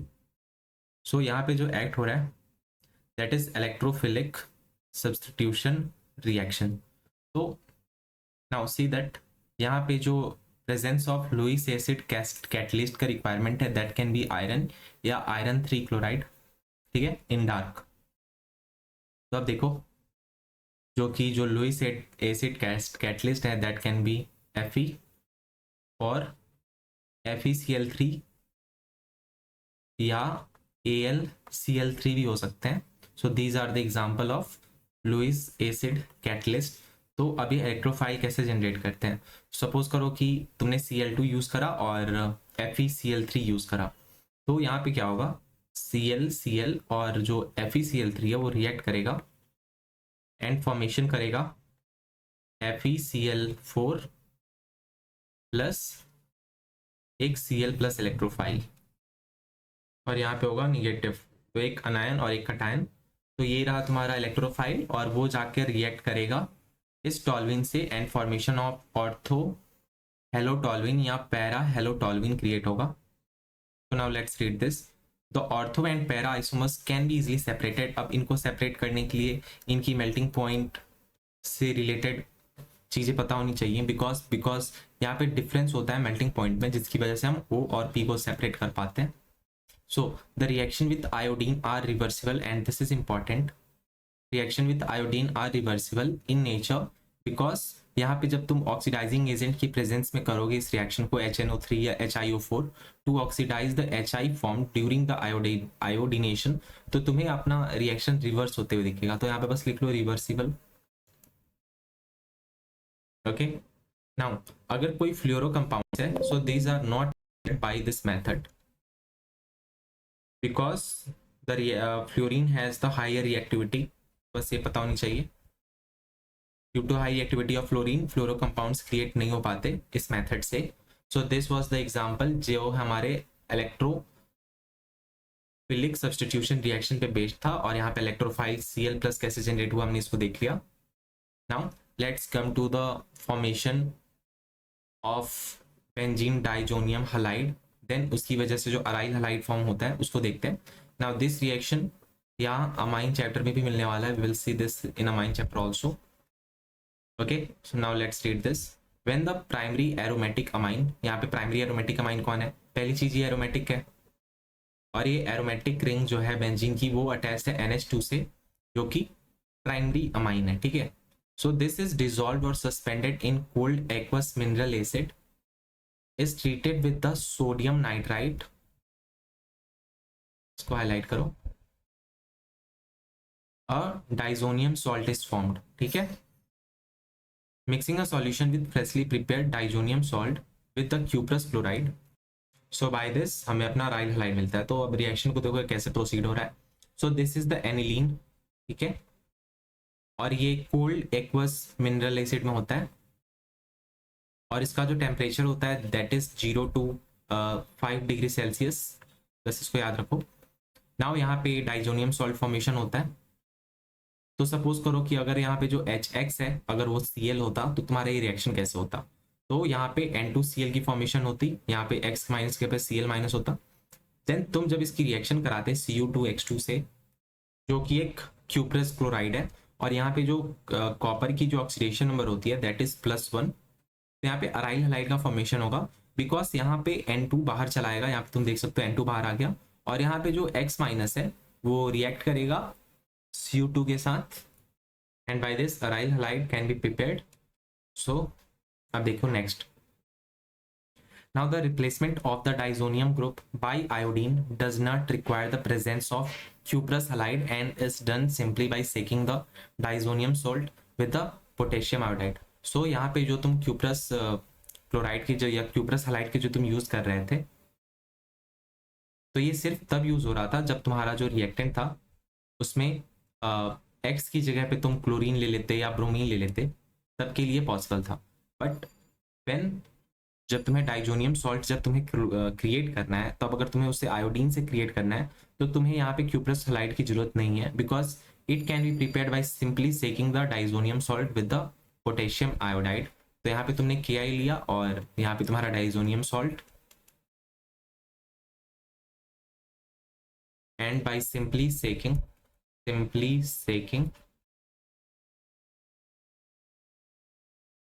यहाँ पे देखो आयोडाइड वाला अराइल हलाइड प्रिपेयर्ड हो गया, और जो नाइट्रोजन है वो बाहर आ गया।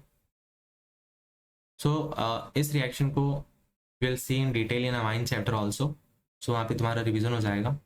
सो now let's see the example 6.4। अब यहाँ पे क्या है? Write the products of the following reactions. तो यहाँ पे HBr से रिएक्शन हो रहा है, और ये रहा हमारा रिएक्टेंट, ये एक ENE है जिसके साथ एक फिनाइल ग्रुप भी अटैच्ड है। तो अब इसको जब तुम रिएक्ट करोगे तो तुम्हारा जो फॉर्मेशन होगा ये H+ और Br- होगा, एंड तो इसमें कुछ नहीं करना, बस तुम्हें इसमें देखना है कि यहाँ पे तुम्हारा मार्कोनिव्स रूल अप्लाई होगा इन फर्स्ट, यहाँ पे मार्कोनिव्स अप्लाई होगा, और तुम्हें देखना है कि जो तुम्हारा ब्रोमीन है जो अटैच होगा वहाँ पे स्टेबिलिटी को तुम पहले कंसिडर करोगे। तो यहाँ पे देखो जब ये डबल बॉन्ड है, ये डबल बॉन्ड जो तुम्हारा होगा वो शिफ्ट होगा यहाँ पे, ओके, और यहाँ पे एक वैकेंसी क्रिएट होगा, और इस वैकेंसी में ब्रोमीन आकर अटैच होगी, ओके। तो ये रहा तुम्हारा फर्स्ट। इन द सेकेंड अब देखो ये जो वैकेंसी है वो जो क्रिएट होगी वो जाएगी इसके पास, ये जो डबल बॉन्ड की जो इलेक्ट्रॉन होगी वो अपने एडजेसेंट कार्बन के पास जाएगी, फिर यहाँ पे एक वैकेंसी क्रिएट होगा इस C+ पे, और यहाँ पे Cl अटैच होगा। यहाँ पे भी तुमने मार्कोनिव्स को फॉलो किया है, but when it comes to the reaction 3, और यहाँ पे तुमने पेरोक्साइड ले लिया है, तो जहाँ पे पेरोक्साइड होगा फॉर एग्जाम्पल H2O2 या कोई और, तो वहाँ पे तुम कह सकते हो कि एंटी मार्कोनिव सप्लाई होगा,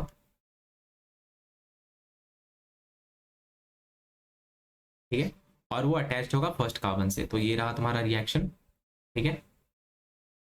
सो it is following the anti Markovnikov because of the presence of peroxide, बस बाकी और कुछ नहीं है। तो now this in text question, ये वाला जो है ये थोड़ा इंपॉर्टेंट है तो इसको देख लेते हैं।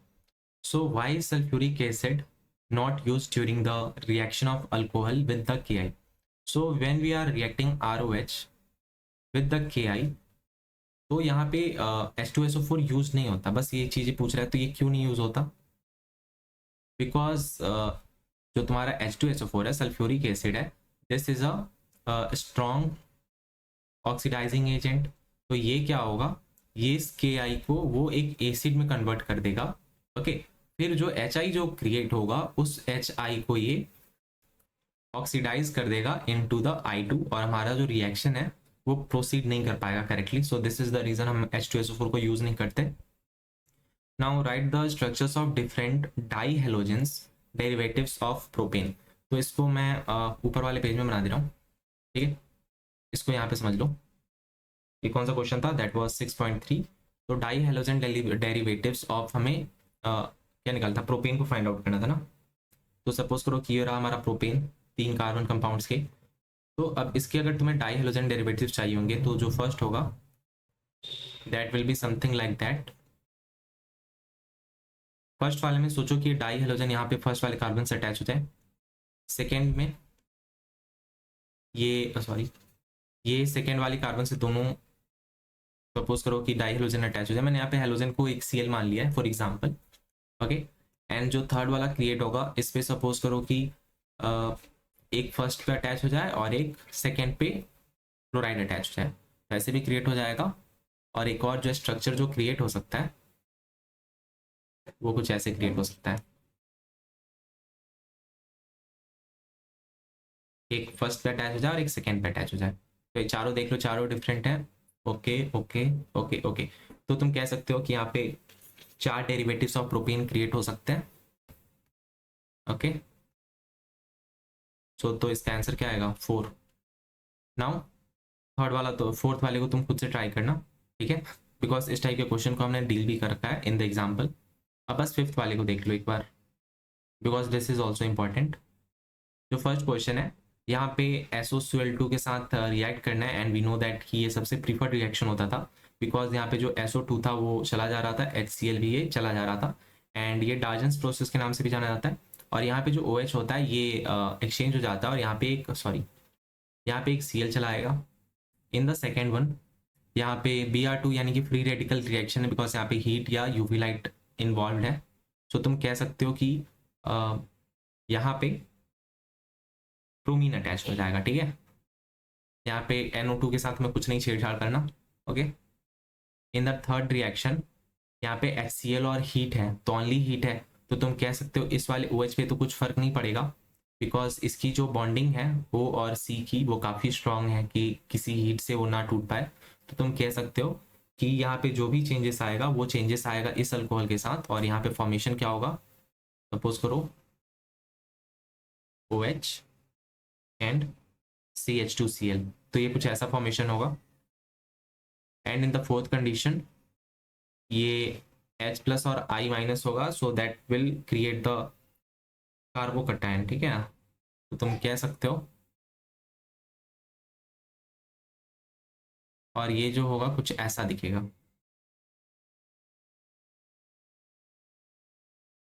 और जो नेक्स्ट होगा यहाँ पे NaBr एक्सचेंज हो जाएगा, बाहर निकल जाएगा, और I आ जाएगा at the place of Br, and that will B CH3CH2I। और जो फोर्थ है that is UV light use हो रहा है और हीट यूज हो रहा है, सो दैट इज ऑल्सो क्या आप कह सकते हो ना, दैट इज फ्री रेडिकल। तो यहाँ पे जो डबल बॉन्ड का जो है ना उसके एडजेसेंट वाले कार्बन से फ्री रेडिकल जाकर अटैच होगा ब्रोमीन का, तो सपोज करो यहाँ पे वो जाकर अटैच हो जाएगा। तो बस इन चीज़ों को याद रख लो, याद रख लो, वही बेटर है, because this is from the in text portion, और अगर क्वेश्चंस क्रिएट होंगे सो तुम्हें डायरेक्ट मिलेंगे जो भी क्वेश्चंस होंगे, और तुम्हें बस आंसर बताना रहेगा, ठीक है। So now let's come to the physical properties of the alkyl halide. तो first of all जो alkyl halides होते हैं they are colorless when they are pure. However जो bromide और iodide होते हैं वो डेवलप कर लेते हैं colour when exposed to light, ठीक है। तो यहाँ पे लाइट को हाईलाइट करो, लाइट इंपॉर्टेंट है, और यहाँ पे प्योर इंपॉर्टेंट है। प्योर फॉर्म में ये कलरलेस थे, but when it is expose to light तो यहाँ पे ब्रोमीन और आयोडीन वाले जो होते हैं, आयोडाइड्स वाले, वहाँ पे कुछ फर्क आता है और वो थोड़े अपना कलर एक्सपोज कर लेते हैं, डेवलप कर लेते हैं। And many volatile halogen compounds have the sweet smell, तो तुम कह लो कि ये स्वीट स्मेल है, ठीक है, वोलेटाइल वाले हेलोजन कंपाउंड्स के। Now let's come to the melting and the boiling point, तो इसको देख लेते हैं। उससे पहले तुम एक चीज को दिमाग में रख लो, यहाँ पे अपनी बुक के ऊपर लिख लो, that boiling point is directly proportional to the molecular mass.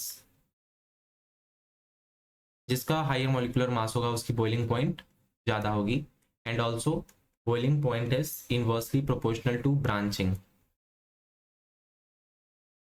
Suppose करो कि 2 या 3 कंपाउंड्स दे रखे हैं और तीनों के मॉलिक्यूलर मास सेम है, बट एक ज़्यादा ब्रांच्ड है और एक कम ब्रांच्ड है, तो जो ज़्यादा ब्रांच होगा उसकी बॉइलिंग पॉइंट कम होगी एज कम्पेयर टू जिसकी ब्रांचिंग कम है। ओके, अब इसको पढ़ लेते हैं। मिथाइल क्लोराइड्स, मिथाइल ब्रोमाइड या ethyl chloride, some chlorofluoromethanes are gases at the room temperature. तो तुम्हें इसको पता रहना चाहिए कि ये कौन कौन से गैसेस होते हैं रूम टेम्परेचर पे। तो chlorofluoromethanes, methyl chloride, methyl bromide, ethyl chlorides कुछ ऐसे हैं जो गैसेस फॉर्म में होते हैं। Now higher members are liquid और सॉलिड्स, ये जनरल कैरेक्टरिस्टिक्स शो कर रहा है। अगर तुमने हाइड्रोकार्बन चैप्टर कर रखा होगा जो हम अगले लेक्चर में देखेंगे, तो उसमें तुम देखोगे कि जैसे जैसे मॉलिकुलर वेट बढ़ता है तो गैसेस से पहले, गैसेस के बाद वो लिक्विड में कन्वर्ट होता है, लिक्विड के बाद वो सॉलिड में चेंज हो जाते हैं। So as we have already learn the molecules of organic halogen compounds are generally polar. Okay, तो इसको देख लो, molecules of organic halogen compounds are generally polar. ठीक है, बिकॉज इलेक्ट्रोनेगेटिव डिफरेंस होता है ना। तो due to the greater polarity as well as the higher molecular mass as compare to the parent hydrocarbon, the intermolecular force of attraction that is dipole dipole या van der Waals, dipole dipole and van der Waals are stronger in the halogen derivatives. So this is why the boiling points of chloride, bromide, iodide are considerably higher than those of the hydrocarbons of the comparable molecular mass. तो यहाँ पे create होता है assertion reason type का question. तो पहला जो assertion होगा that will be boiling point of chloride, bromide, iodide are considerably higher than those of the hydrocarbons of comparable molecular mass। जिसको पता होगा वो बोलेगा assertion is correct, और जो रीजन होगा उसमें रहेगा due to the greater polarity as well as the higher molecular mass as compared to the parent hydrocarbon, the intermolecular force of attraction that is dipole dipole and the van der Waal are stronger in the halogen derivatives। तो इसका reason होगा, और जिसको दोनों पता होगा then वो बोलेगा both assertion and reason is correct and the reason is the correct explanation for the assertion। so बस keep in mind, जो हेलोजन वाले हैं, सॉरी जो हेलोजन डेरिवेटिव्स हैं उनके पास है पोलार, वो पोलार होते हैं बिकॉज उनके पास होती है इलेक्ट्रोनेगेटिविटी की डिफरेंस। दूसरी चीज उनके पास होती है पोलार, सॉरी डाइपोल डाइपोल और वैन डर वाल जैसे इंटरमॉलिक्यूलर फोर्सेस ऑफ अट्रैक्शन जो कि इनको स्ट्रॉन्ग बना देता है। So that is the reason इनकी बॉइलिंग पॉइंट थोड़ी हायर होती है as compare to the hydrocarbons of comparable molecular masses. तो यहाँ पे देख लो, जो कंपैरिजन कर रहा है बॉइलिंग पॉइंट्स की अल्काइल हैलाइड्स में, तो यहाँ पे ये मिथाइल वाले ग्रुप की है। तो तुम यहाँ पे देख सकते हो कैसे इनकी मॉलिकुलर मासेस धीरे धीरे इंक्रीज कर रही है, बिकॉज यहाँ पे इनके मॉलिकुलर वेट जैसे जैसे इंक्रीज हो रहा है वैसे वैसे इनकी बॉइलिंग पॉइंट इंक्रीज होते जा रही है। इस लेवल से तुम मैच कर सकते हो। ठीक है, ऑल्सो जब तुम्हारा यहाँ पे जो हेलोजन डेरिवेटिव है अगर वो क्लोराइड है या ब्रोमाइड है या आयोडाइड है, इस पे भी डिपेंड कर रहा है, because the molecular mass of bromide is higher than the chloride, और जो आयोडाइड का होता है it is higher than the bromide and the chloride. So तुम देख सकते हो अगेन, यहाँ पे तुम देख सकते हो कि कैसे मॉलिकुलर मास पे बॉइलिंग पॉइंट डिपेंड कर रहे हैं। Now the attraction get stronger as the molecule get the bigger in size and have more electrons। तो यहाँ पे एक और स्टेटमेंट है, इनकी अट्रैक्शन स्ट्रॉन्ग होती है जब उनकी मॉलिकुलर मास बढ़ती है because they have more electrons. तो ये भी एक रीजन है जिससे एजर्सन रीजन क्रिएट हो सकता है कि मॉलिकुलर मास जैसे जैसे इंक्रीज होती है बॉइलिंग पॉइंट इंक्रीज होती है, then you will say yes assertion is correct, और उसके रीजन में रहेगा because the attraction gets stronger as the molecular get bigger in size and have more electrons। okay, now the pattern of variation in boiling point of different halides are depicted in figure 6.1 जिसको भी हमने देखा। for the same alkyl group the boiling points of alkyl halide decreases in the order Ri, Rb, Rcl, Rf because molecular mass जो है वो decrease हो रहा है, तो उनकी बॉइलिंग पॉइंट भी डिक्रीज हो रही है। ठीक है, तो यहाँ पे भी असर्शन रीजन है, alkyl halide decreases in the order, ये रहा boiling point of alkyl halide, और इसमें रीजन होगा because with the increase in size and mass of halogen atoms the magnitude of van der waal force increases. तो this is second assertion reason इस page से, second नहीं third. तो यहाँ पे किसकी इफेक्ट आ रही है, because with the increase in size mass of the halogen atom the magnitude of van der waals forces increases. बस ये रीजन है। Now let's see the boiling point of isomeric haloalkanes decreases with the increase in branching. तो यहाँ पे हमने देखा था कि वो इन्वर्स होता है ब्रांचिंग के बॉइलिंग पॉइंट। तो यहाँ पे तुम देख लो एग्जाम्पल से, सपोज करो बॉइलिंग पॉइंट 375 थी जब वो एक चेन के फॉर्म में था, लॉन्गर चेन पेरेंट चेन जो थी उसकी, बट उसकी बॉइलिंग पॉइंट डिक्रीज होती है जब वो ब्रोमीन एक ब्रांच चेन में आकर अटैच होता है, और उसकी बॉइलिंग पॉइंट और ज़्यादा डिक्रीज हो जाती है जब उसकी और एक्सटेंसिव ब्रांचिंग हो जाती है। तो इसके पीछे भी एक रीज़न होता है और यहाँ से भी एजर्सन रीजन क्रिएट होता है। तो अब देखो ये पेज इंपॉर्टेंट था।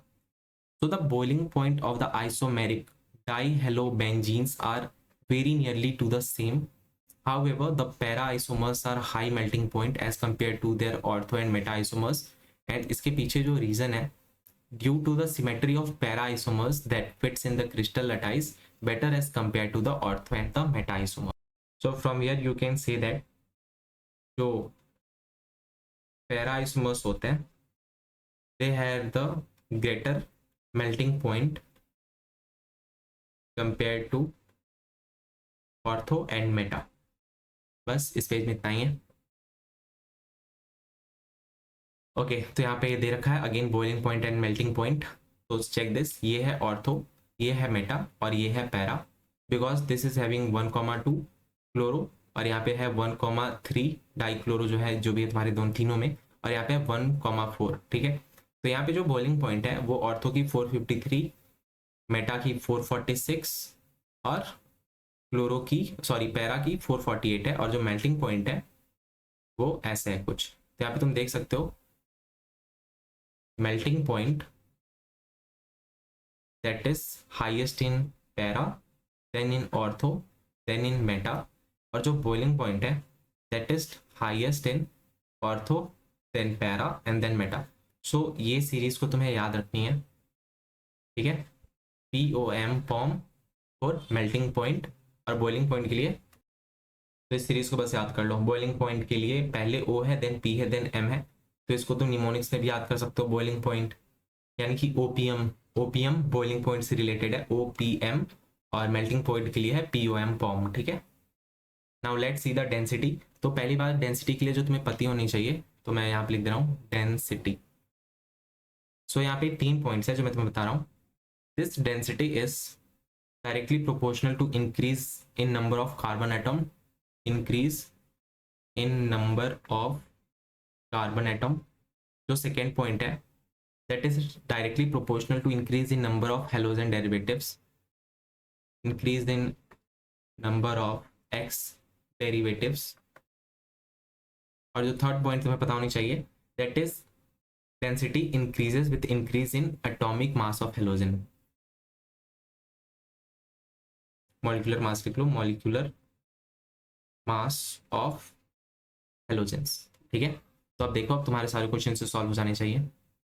नाउ ब्रोमो हो, आइडो हो या पॉलीक्लोरो डेरिवेटिव्स हो हाइड्रोकार्बन के, are heavier than the water. Okay, so the density increases with the increase in number of carbon atoms, जो हमने यहाँ पे लिख रखा है। Now halogen atoms and the atomic mass of the halogen atoms, ये भी हमने पॉइंट्स लिख रखे। ठीक है, यहाँ पे तुम अब डेंसिटी को देख लो।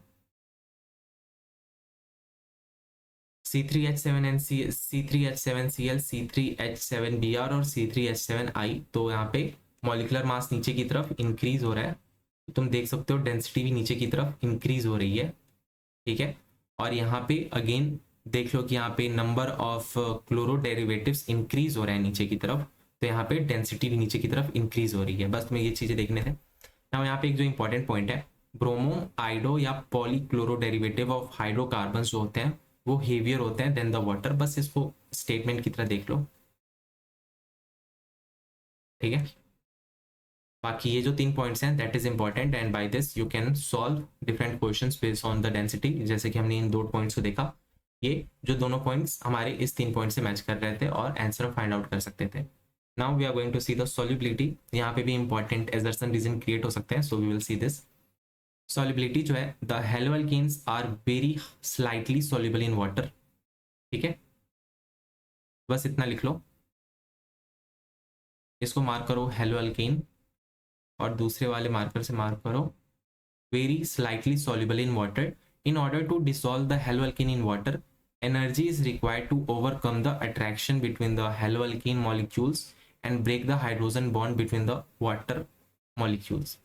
तो ये रीजन होता है, इसकी वजह से हेलोअल्केन्स बहुत ही कम सॉल्युबल होता है पानी में, बिकॉज इसको सॉल्युबल बनाने के लिए हमें एनर्जी रिक्वायर्ड होती है, जिसकी वजह से हम ओवरकम कर पाते हैं अट्रैक्शन को, और वो अट्रैक्शन किसके बीच में होती है, बिटवीन द हेलोअल्केन मॉलिक्यूल और hydrogen bond between the water molecules.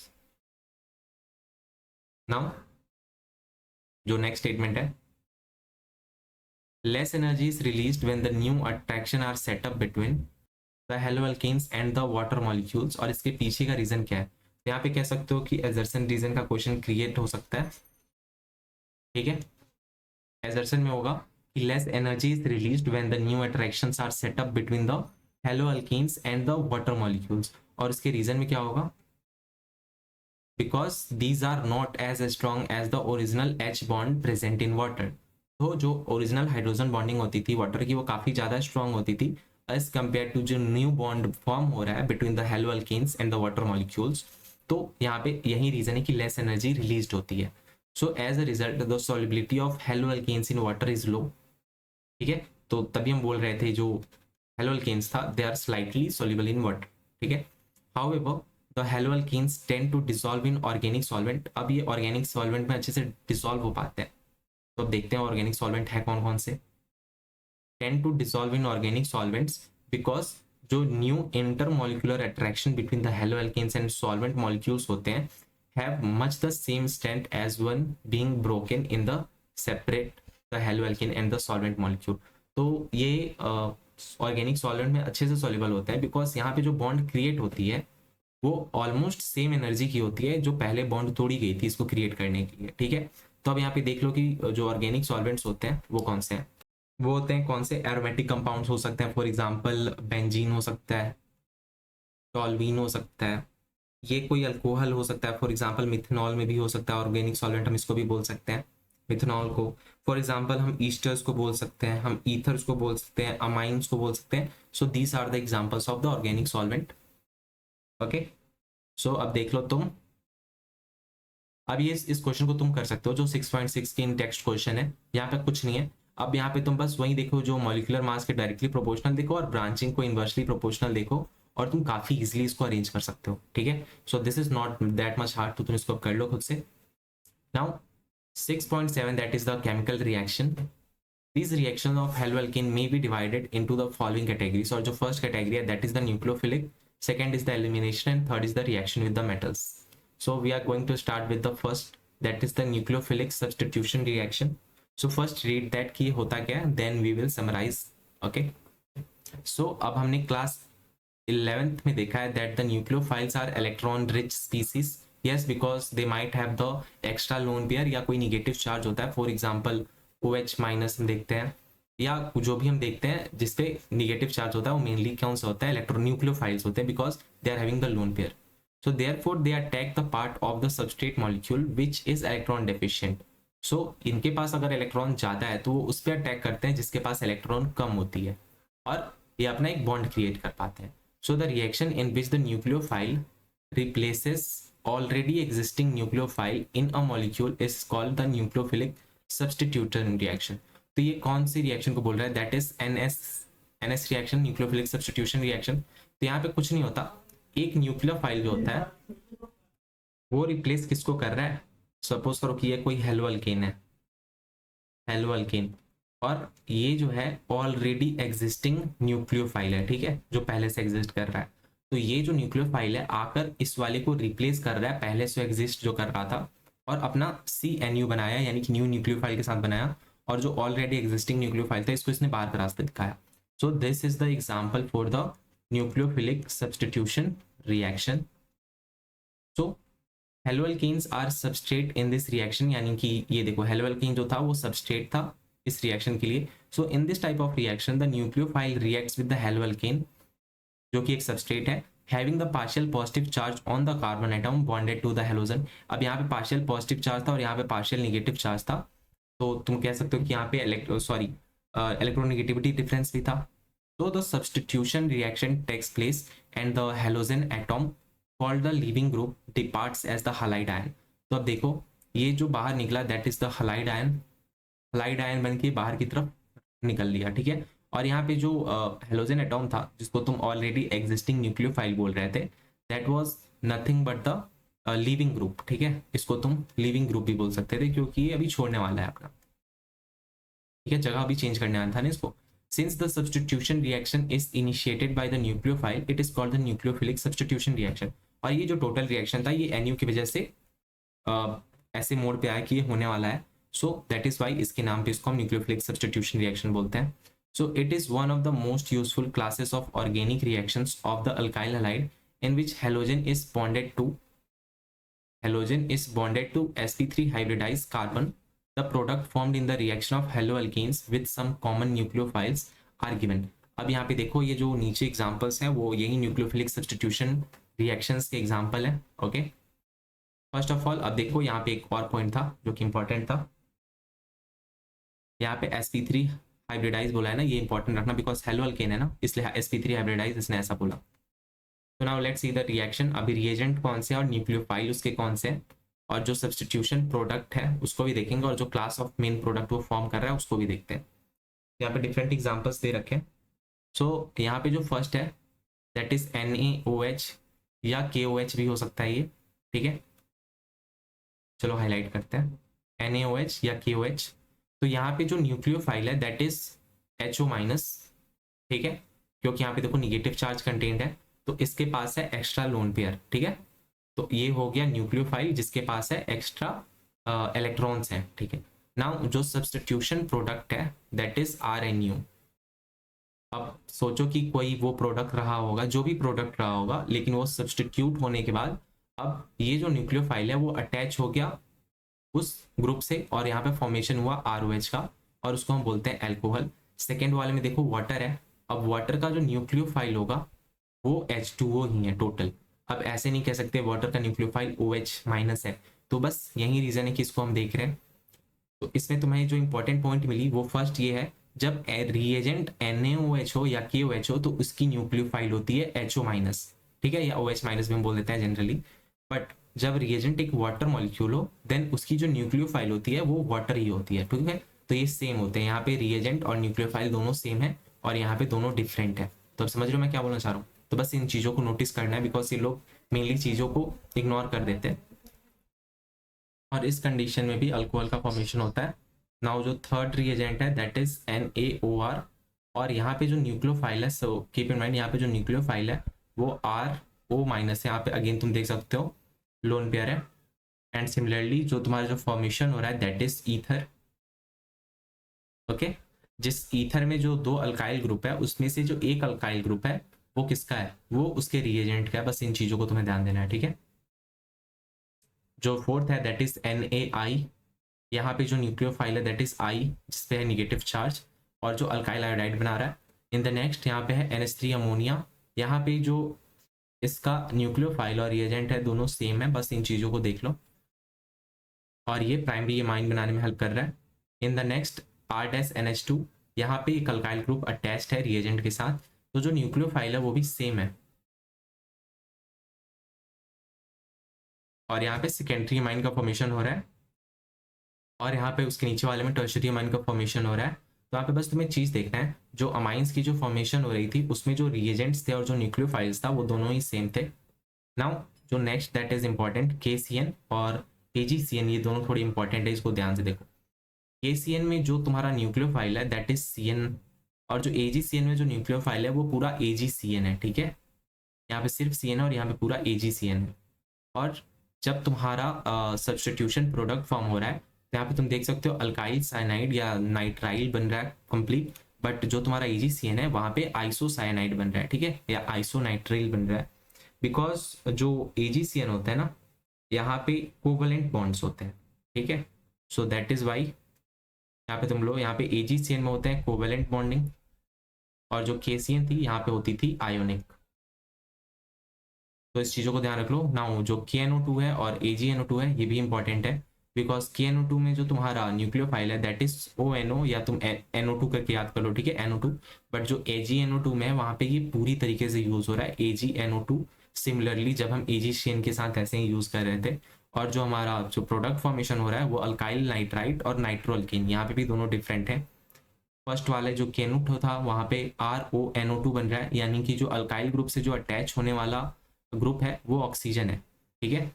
But जब तुम AgNO2 यूज़ कर रहे हो, इन दैट कंडीशन जो अल्काइल ग्रुप से अटैच हो रहा है वो नाइट्रोजन है। So these are the small things you have to keep in mind, and इस चीज़ों को तुम बार बार देखोगे, then you are going to memorise this all, ठीक है। तो अल्काइल नाइट्राइट फॉर्म हो रहा है और यहाँ पे नाइट्रो अल्केन फॉर्म हो रहा है।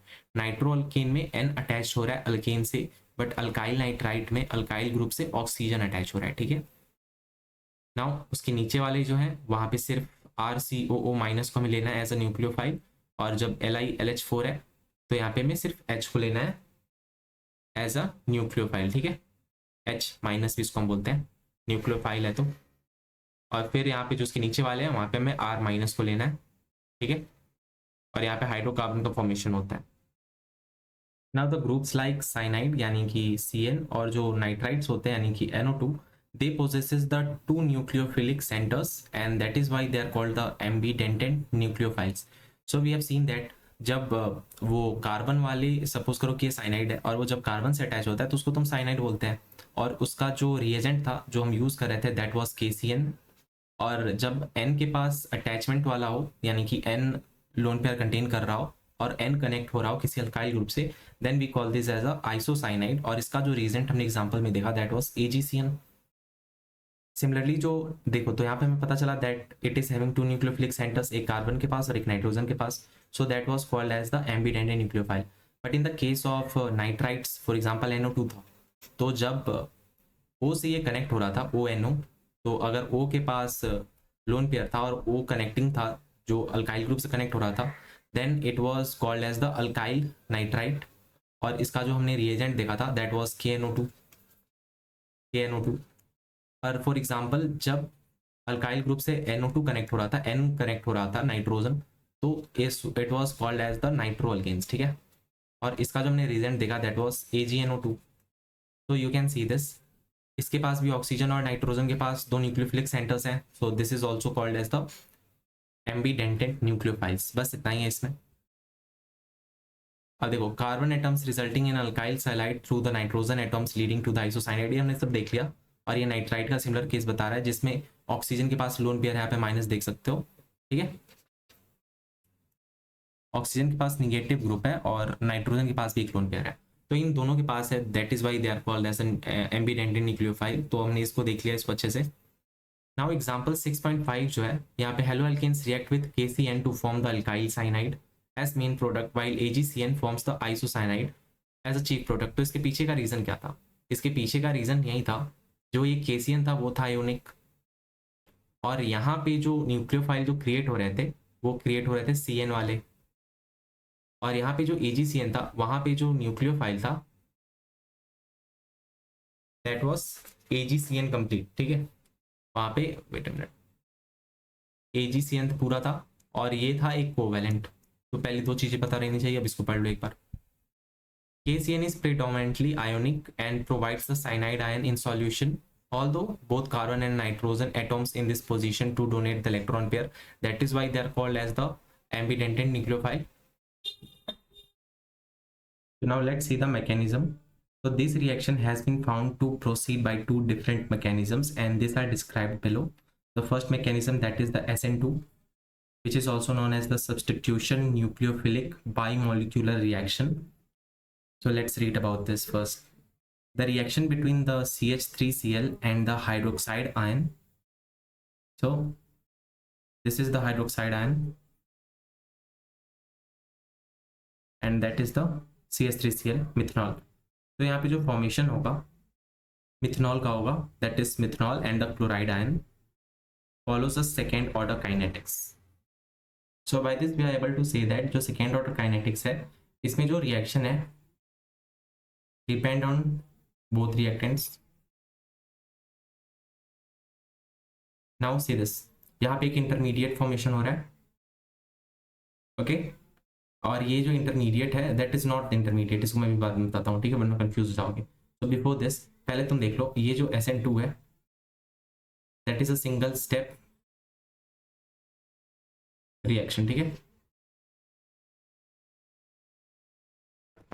और ये जो बीच वाला है ये जो है that is called as the transition state, transition state, and this is the product. So now let's read this. यहाँ पे जो रेट होगा दैट इज इक्वल टू के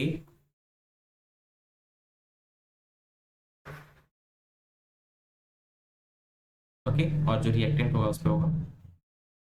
तो लेट्स रीड द फर्स्ट कि पूरे टेक्स्ट को देख लेते हैं, then we will summarise this. So the above reaction can be represented diagrammatically as shown. ये रहा हाइड्रोक्साइड आयन और ये रहा CH3Cl और ये ट्रांजिशन स्टेट बना और ये प्रोडक्ट बना और यहाँ पे क्लोराइड आयन बाहर निकल गया। So it depicts the biomolecular nucleophilic substitution reaction SN2. The incoming nucleophile interact with the alkyl halide. This was the incoming nucleophile and this was the alkyl halide, causing the carbon halide bond to break. This bond was getting breaked and the new bond was formed between the carbon and the attacking nucleophile, जिसको transition state में देख लो, यहाँ पे bond form हुआ और ये break हो गया chloride ion. Here the CO bond formed between the C and OH. See this? Now, these two processes takes place simultaneously in a single step. No intermediate is formed. So keep in mind,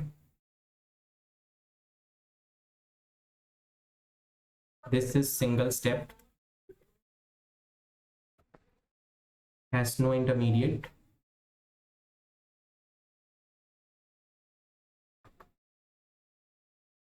It has transition state. And keep in mind, ये जो transition state है that is sp2 hybridized. This is sp2. As the reaction progress and the bond between the incoming nucleophile and the carbon atom start forming, so the bond between carbon atom and the leaving group weakens. Okay. So ये जो bond है ये weak होने लगता है और ये bond newly formed है वो स्ट्रॉन्गर अटैच्ड होता है। So as this happens, the 3 carbon hydrogen bonds of the substrate starts moving away from the attacking nucleophile. In transition state, all the 3 CH bonds are in the same plane and the attacking and the leaving nucleophiles are partially attached to the carbon. So see this. In transition state कुछ ऐसे form होता है, ठीक है, and because of this we can say that कि यहाँ पे inversion है and that is not stable.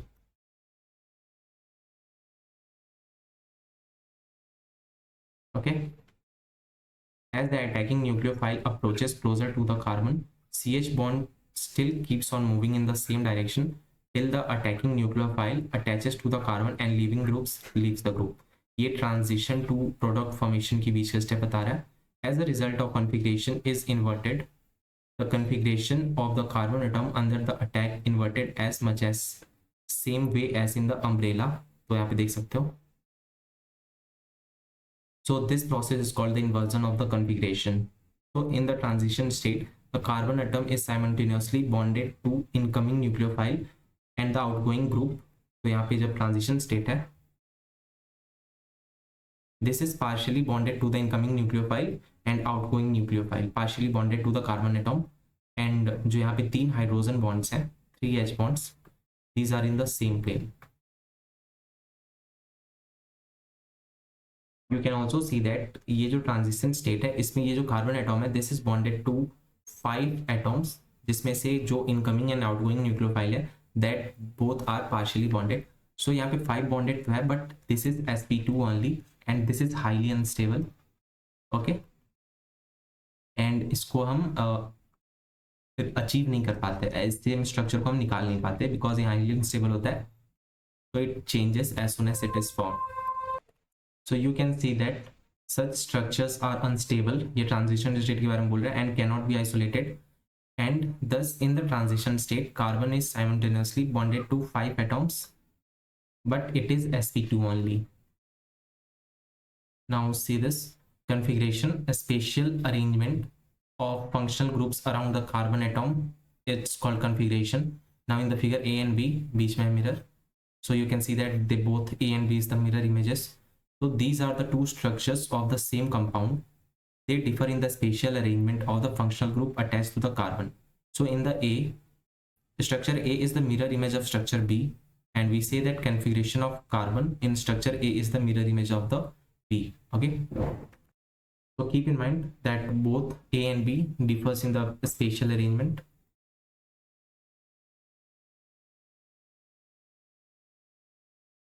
Now let's see the next paragraph.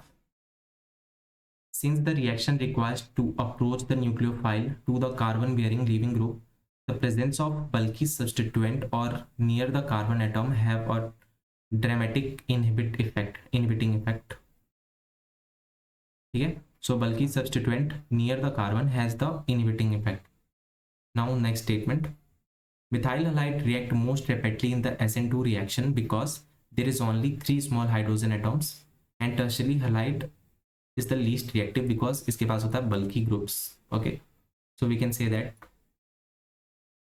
SN2 reaction में 1 degree, then 2 degree, then 3 degree, ये इसकी reactivity order है. Okay,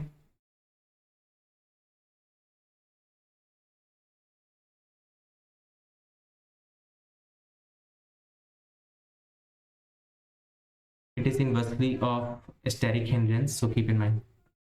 एंड यहाँ से भी assertion रीजन का एक क्वेश्चन क्रिएट हो सकता है, यू कैन सी डायरेक्टली, जिसमें स्टेरिक हिंड्रेंस रीजन होगा और ये उसका assertion होगा. So now let's move to the next page. This is the order of reactivity: primary halide, then secondary, then tertiary. We have seen this. So एक जो important point है that is present in the SN2, so we can write here. Wait a minute.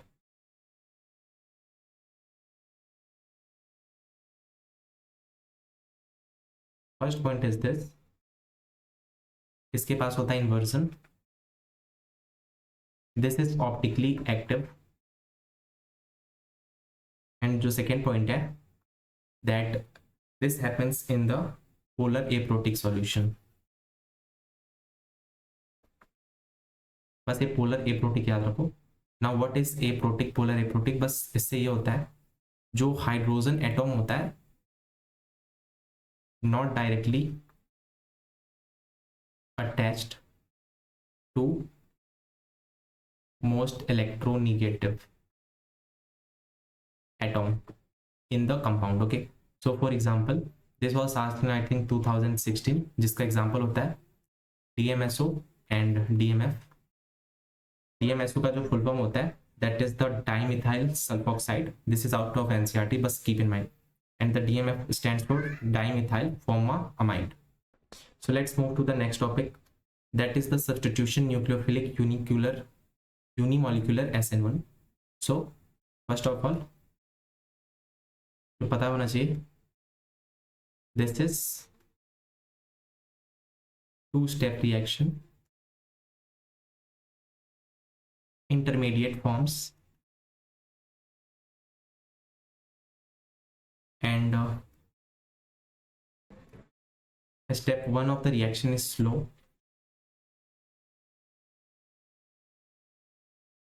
Okay, और इसकी जो reactivity होती है that is 3 degree, then 2 degree, then 1 degree. Now read this. SN1 reaction are generally carried out in the polar protic solvent. Now what is polar protic?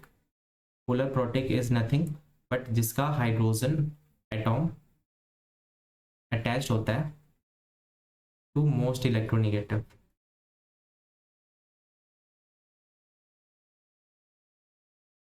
Atom in that compound, ये directly attach होता है. For example water, यहाँ पे H attach है oxygen से, alcohol यहाँ पे H attach है ऑक्सीजन से, acetic acid and etcetera. So the reaction between the tertiary butyl bromide and the hydroxide ion yields the tertiary butyl alcohol and follows the first order kinetics, and the rate of the reaction depends upon the concentration of only one reactant, which is tertiary butyl bromide. So we can say that rate is equal to K and जो हमारा group है main, but it is not dependent upon the nucleophile जो कि attach होने वाला है. So that is why that is called the SN1 reaction, but it is 2 step, बस इसको ध्यान रखो. Now it occurs in 2 steps. The first step that polarized CBr bond undergoes the slow cleavage to produce the carbocation and a bromide ion.